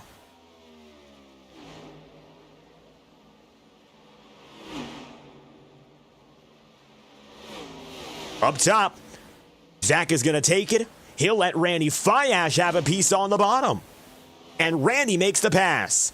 It's a desperate time now for the 20 of Scrintinol. If he wants to hang on for the podium, this really is his only chance. He might go a full lap down if he goes down a pit road at this point because everyone around him is quicker and they're going to keep on catching up to him under green. It's do or die. You either flip on the strategy or you keep it as this. And I think if you're Zach Scrintinol, you got to keep it as this. It's the best chance you have at a solid finish. And while it is going to be a sacrifice, he is still ahead with 23 laps to go. Coming at 22 laps to go this time by. I'd like to thank our friends at Whiplash SimCams for bringing us the means to crank it up now here from Darlington. Whiplash SimCams is the perfect camera solution for any broadcast provider. But check this out. Kyle Trudell to the inside for the race lead. Through 1 and 2, it's not even a contest. He's got the speed. He's got the tires. It's now Trudell with the lead. Blake Cannon 5 seconds behind. The monster has been unleashed. Watch out. We're going to crank it up this time by with less than 22 laps remaining. Brought to you by Whiplash SimCams. Let's go unfiltered and unrestrained from the lady in black as we crank it up in the crunch.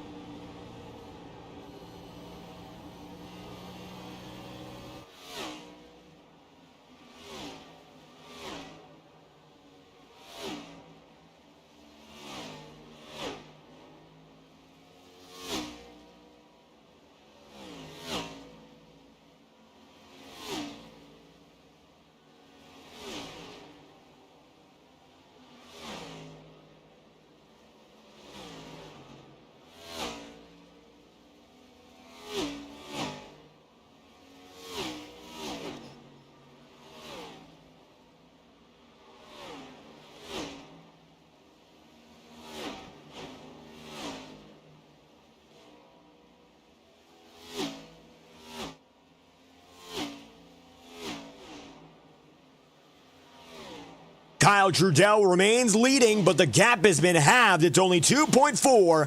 Back to Blake Cannon.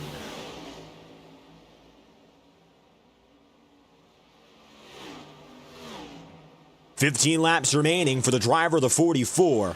Blake Cannon has himself up and ahead. Kyle Trudell leads the way, but it has slowly but surely become a deficit that's only gone in the negatives for Trudell. Blake Cannon is trying to make her way through. but the difference is clear. 15 laps to go. With the way Blake has been moving, there's still a chance he gets up there for the victory. Scott Eckridge just got by Nate Campbell, and Brad Patton is surging up top. Kyle Trudell leading, now 14 remaining.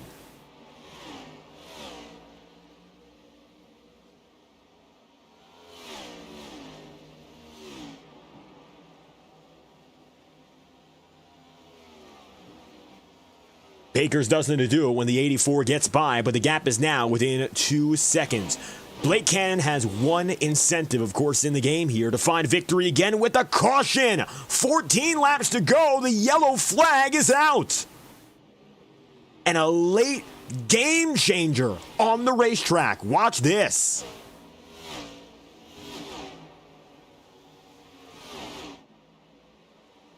Casey Shue. Well, he's not in the 5 today. That instead, of course, is going to be that Exalta Chevrolet. Side by side with Matt Sidler. Watch this.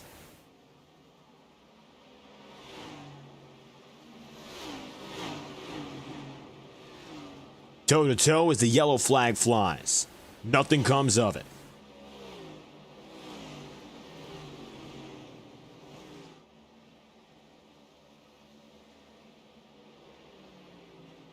Trying to figure out who exactly was the cause of this yellow flag one more time. And you would see there was side-by-side contact here, but it doesn't look like that was the point of no return. Back of the field once more. Galen Gidman went to pit road. Looking at Gidman here, that might be the clue to what just happened. And you'll see he's right there, side-by-side between Brad Patton, notably. And Pat right now, at the line, scored P8, so he'll get away with that one. Yellow flag's out with 12 laps remaining. The focus is on what's in front, however, and we'll take our way right up there. Kyle Trudell came in first, and it looks like tonight he'll be beat off the line. That's the 51 of Tom Wetmore. Wetmore gets the win off pit road, and he gets it when it counts. Tom Wetmore to the points. And the 51s got a shot in the arm well needed, and will come to the stripe and go green with about 10 laps remaining. A little bit of time to spare before the action begins, so as we reorganize our field, we'll bring you one final brief moment of interrupted coverage as the yellow flag flies. We'll restart with 10 laps remaining, and we'll return right after this. You're watching FTN Broadcasting's coverage of the Southern 250. Stay with us as we're going to pause our coverage one final time and bring you the excitement of your final 10 laps. This message is brought to you by the rebrand of Throttle Graphics and Designs. This publication may not be reposted without the authorized written consent of Throttle Graphics and Designs. NASCAR Camping World Ford F-150. NASCAR Xfinity Ford Mustang. NASCAR Cup Series Next-Gen Ford Mustang.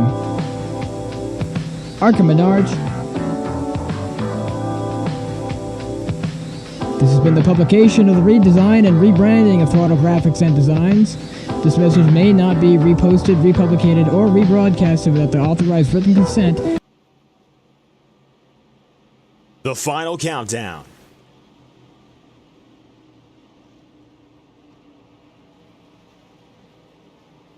10 laps remaining with this final push to the checkered flag. Watch out now as Tom Wetmore has himself control in what could be the most exciting stint of the day. It's been more than 170 laps to get to this point. I'm going to extend the caution for one more lap here just to make sure everyone is with us, and then we'll go back to business for a 9-lap shootout. Wetmore qualified in 10th. He leads, qualifying 13th with Kyle Trudell up to P2.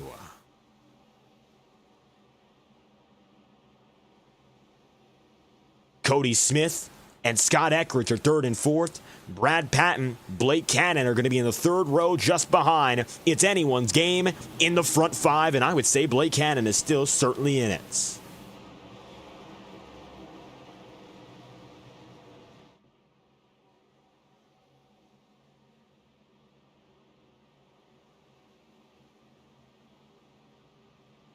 As the field comes to grips with this final stint, Very likely, we're going to hit the point of no return. Again, 5 laps to go. Any caution after that point brings us automatically to an overtime procedure, which could have significant implications for who ends up getting this race win. Let's hope to keep it clean and keep it green, but no promises now as we are toward the very last moments of the Southern 250. Pace cars in. It's time for Wetmore to get things back to business. Green flag is going to fly. The 51 will be in control. On the outside is Kyle Trudell. Here we go again. Rolling restart. Wetmore's got the green. Trudell's on the outside.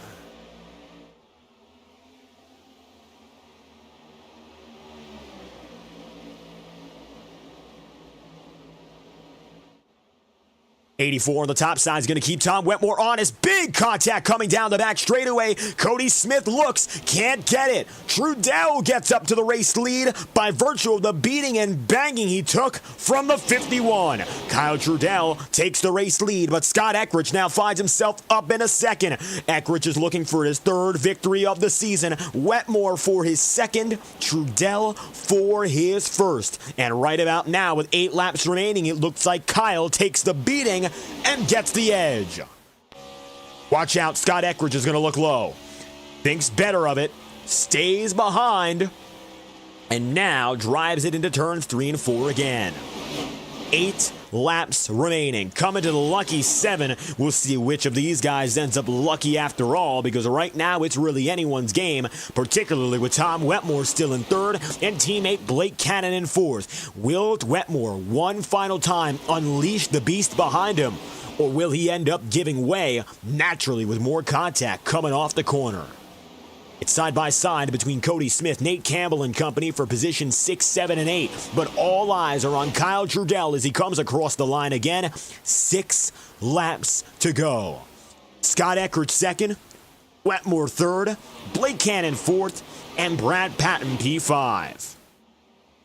Patton right now seeing a side-by-side battle for 3rd between the teammates. We'll see how much longer it remains a fight, because this time by Wetmore goes no holds barred and he'll keep the position rather than a quick swap. Scott Eckrich stays on the back end now. Kyle Trudell, and it looks like here Trudell is not going to run away. 5 laps remaining. This is it. If there's a caution from here, overtime procedure. If not, it's the home stretch. Kyle Trudell just barely has the advantage now over your pole sitter in Eckrich, who's looking to get the job done for his 3rd race of the season in victory lane. Tom Wetmore is still the concluding man of the podium, but that could change with teammate Blake Cannon surging down to the bottom, and it looks like the 2 Roadhouse Racing esports drivers fend against each other. Contact, Cannon, inside wall. The call on the field. No caution, we stay green. Kyle Trudell ends up ahead with 4 laps to go, and now Wetmore is going to have to defend for his team. Cannon in the final 5 laps bows out with significant contact from Brad Patton. Patton to the inside. Wetmore up top. Will it be more contact? It looks like yes. Door banging out of the back straightaway into the front. They make contact once more. 3 laps to go this time by. Up top, Kyle Trudell. He's got it made now. Brad Patton is trying desperately to make it up inside the podium. Wetmore's not having an easy time with it, and it could become harder now with Nate Campbell looking low. He can't make it 3 wide, but he makes it as close as he can. Coming to 2 to go this time by. 2 laps remaining. Kyle Trudell, Scott Eckrich. They're fighting for the lead. Everyone else is looking for effectively a table scraps here. Contact between Campbell and Wetmore. Tom is getting shaken up. Brad Patton gets up to 3rd, and the Roadhouse day of dominance is now coming to an unfortunate close. Wetmore finds himself now only 4th, and Cannon bows out of the top 15. It all comes down to Eckrich and Trudell. 1 lap to go. Scott Eckrich looks down to the bottom. White flag is out. Here comes Scott Eckrich. Only room for 1 driver, and he'll surge up high. This gives Trudell the opportunity to go for a slide job down on the bottom. He can't get the pass. Eckrich looking behind for the final shot he's got. It'll be Kyle Trudell's last chance into turn 3. He sends it deep, sends it as hard as he must, but tonight for Trudell, the maiden victory will be denied. Scott Eckrich wins his third of the season and collects the checkered flag in the Southern 250. Eckrich only leading for the white flag lap, and that indeed is the lap that mattered. Eckrich over Trudell and Patton for third. What a way to win it. Scott Eckrich comes out on top.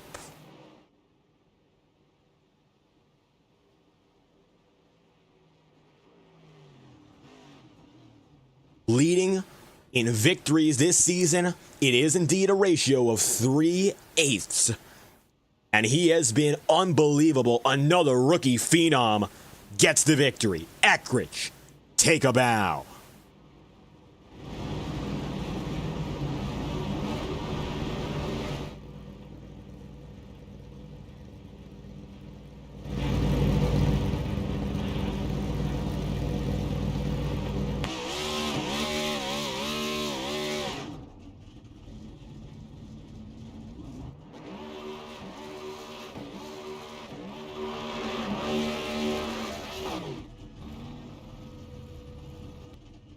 Burning it down across the front straightaway in a fitting way to end the celebrations from a long, hard-fought night in Darlington. Scott Eckrich gets the job done and takes victory tonight from the Lady in Black. Second place goes Kyle Trudell with Brad Patton third, the only driver on the podium tonight who did not lead a lap, and then Tom Wetmer for fourth, Nate Campbell fifth, Cody Smith in sixth, and Ryan Bean for seventh place. Eighth on the order goes Sam Nieto, and ninth is Paul Mikolajczyk with Jared Davis rounding out your top 10. 11th place is John Navarro with 12th Don Stevenson, and 13th place Ross Cato. It'll be P14 Brian Yazik and Bobby Keith in 15th, Matt Sizzler 16th, Casey Shue 17th, Brock Potter 18th, and Zach Scrinton 19th, with Nolan Potter rounding out the top 20. 21st on the day, then after is Kevin Bernheimer. Josh Gallagher's 22nd. Jacob Fife is 23rd. P24 immediately thereafter. That is Aaron Eads. It'll be 25th for Randy Fiash. 26th for Blake Cannon. 27th place goes to Chad Dillon. Nicholas Ward is going to be 28th place. Richard Smith, P29, and 30th place driver, the last of which up in front, of course, is Eli Carr, 16 laps down. 30th to 40th, it goes down from Eric McFarland, Galen Gidman, Sean Kalist, Woody Mahan, Ethan Lane, Brian Perry, Brant McClendon, Brian Greenlee, and Matt Jonas, your 39th and last tonight. Scott Eckrich started from the pole position, but contrary to his previous two race victories, tonight wasn't necessarily a dominant effort. It was just enough, however, to secure the position that matters most at the end of night. And that, of course, is a victory. For Scott, it's now his third on the season, and while it came in a completely different fashion, only eking out the lead in the final laps of this race, a win is a win, and a very hard-fought one at that. Hell yeah. That was a hard-fought battle tonight. Real hard. I'm sweating. And I'll tell you this much, it looked like it was as tough as it got on the circuit. We're going to rewind, of course, to the beginning of the race to start and work our way up. You qualified strong. You had pace to begin with, and you had the pole position. So how was it for you working the early strategy against competitors like Cannon and Wetmore for the race lead, knowing you were quick on that two-lap run? What was it going to take to stretch it all the distance? Honestly, I felt like compared to the rest of the field, I was not good on the short run. And I was kind of okay on the medium run. I didn't feel like I even, could really do much until about lap 30. So it was kind of a relief that we were getting those long runs. I kind of needed it to stay that way. And then I just took too long to get through traffic and kind of let Blake get away from me. He was nailing traffic. So, I think that went green there. That it probably would have been, Blake's race to lose, though. But we'll take them how we can get them. Undeniably getting it at the very last moment. It was a 10-lap shootout and just a little bit less than that, in fact, and you went toe-to-toe with Kyle Trudell. It wasn't easy, but you made it happen and snuck the move in with just under 2 laps to go. How long did it take for you to set up that pass?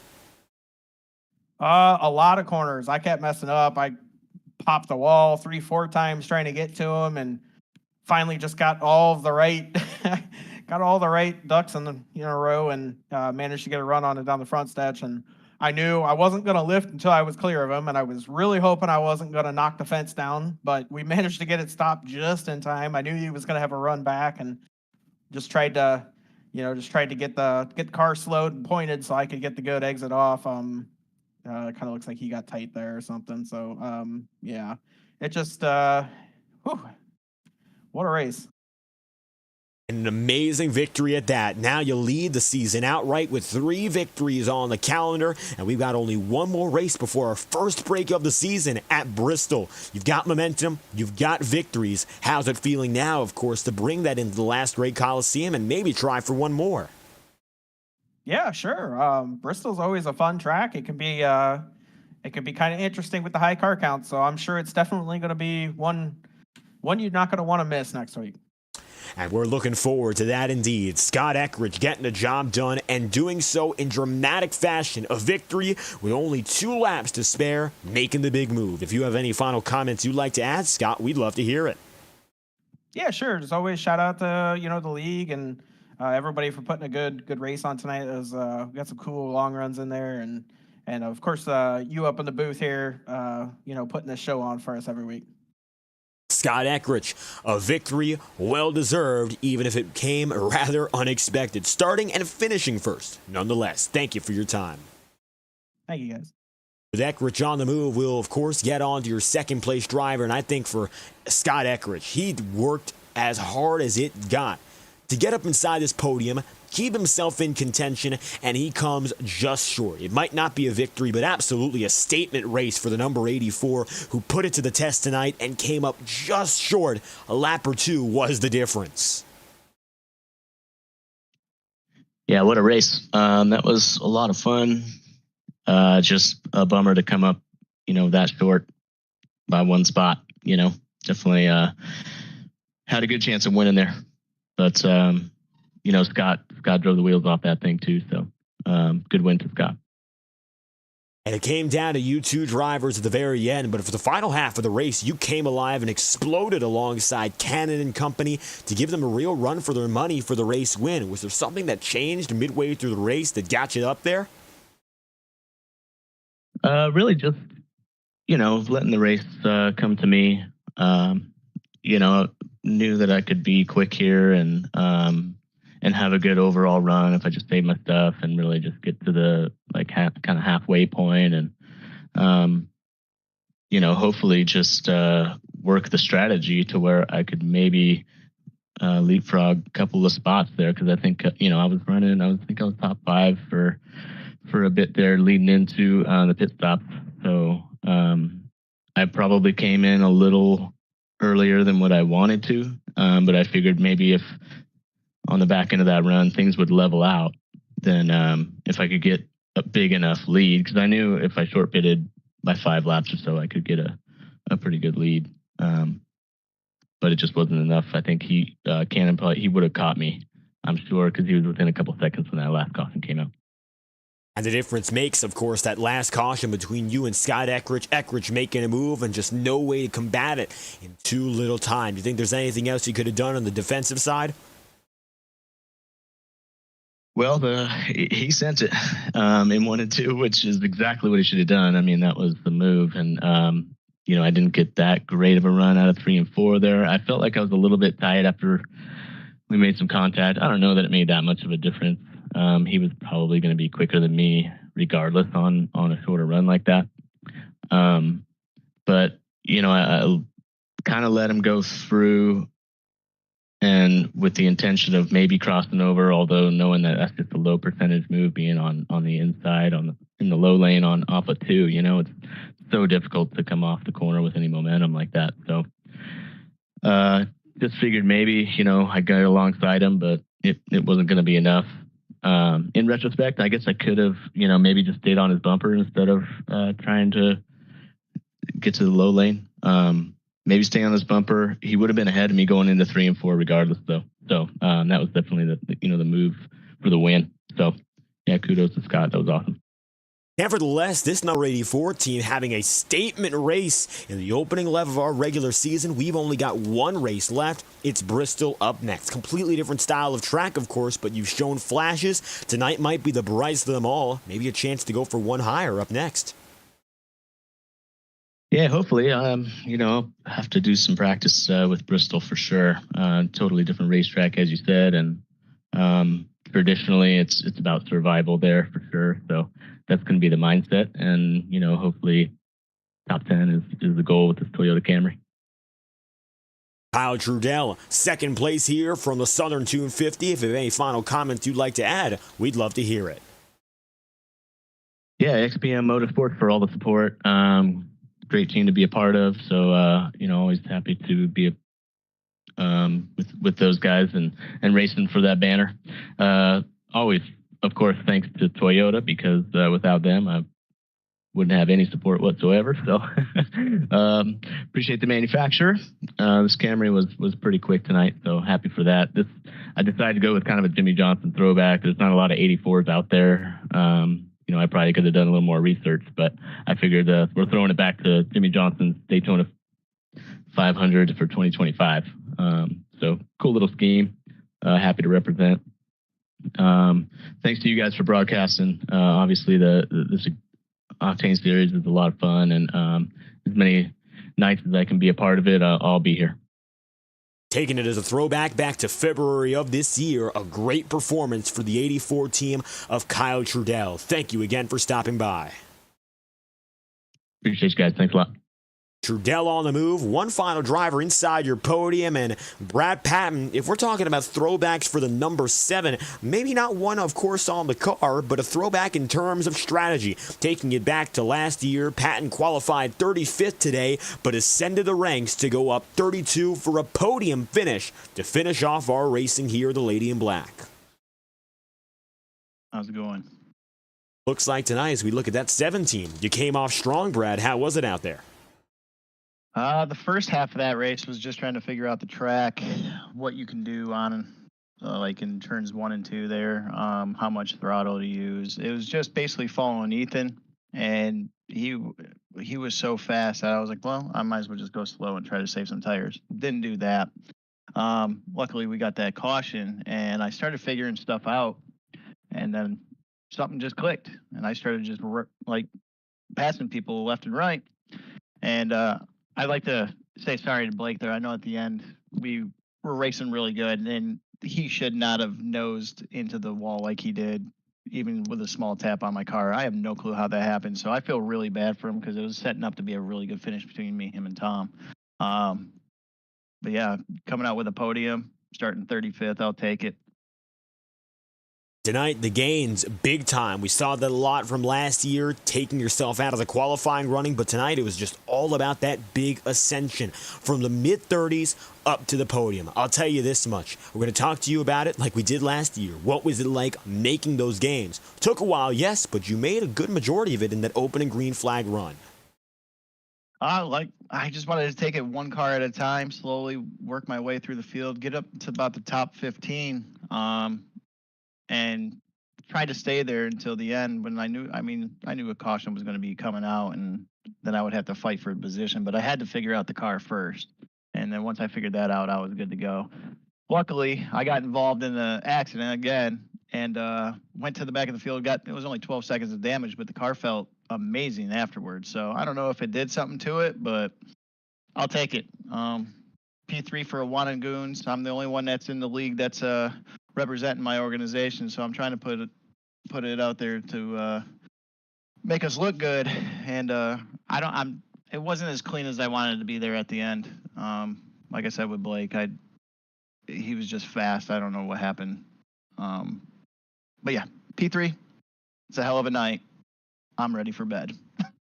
It looks like about time to get the season back on track with a great run like this. So we'll leave it at that, Brad. If you have any final comments you'd like to add, the floor is yours. I'd like to thank you for doing the broadcast. I'll say congrats to Scott and Kyle, man. They were fast, very fast there at the end. I think if I would have had about 10 more laps, I might have had something for them, but after fighting with the guys, I wore off the tires. So thank McConey, set up shop. Thank Integrity. You know, I've been a part of the league for 11 years, and thank all the guys, man. They make it fun coming back in here every Tuesday, every Tuesday and racing with the guys, man. It's a blast. Thank you for broadcasting, of course. Brad Patton, third place on the day and getting it back up to where we've seen him many a time before. Thank you once more for stopping by. All right, buddy. Have a good night. Brad Patton throws it back in terms of performance to go from 35th to 3rd, while Kyle Trudell comes away with a career-best 2nd place. Scott Eckridge, it's his 3rd win of the year. The number 70 wins from the Southern 250. So ends an exciting week of coverage in the Integrity Racing League as we'll say goodbye to the Lady in Black. At least for now. Next week's itinerary includes a 9 p.m. broadcast on Monday night at the Indianapolis Motor Speedway, and on Tuesday night, the Bristol Motor Speedway with the Octane Series. Until then, you've been watching coverage exclusive on FTN of the Darlington Raceway, the track too tough to tame. For Race 8 of the Integrity Octane Series, I have been your host, David Croy. I've been your host, David Kreutz, commentating and producing. If you enjoyed, make sure to leave a like on the stream and subscribe to the channel. Your support is always sincerely appreciated. Congratulations to Scott Eckridge for his 3rd win on the season. We hope to see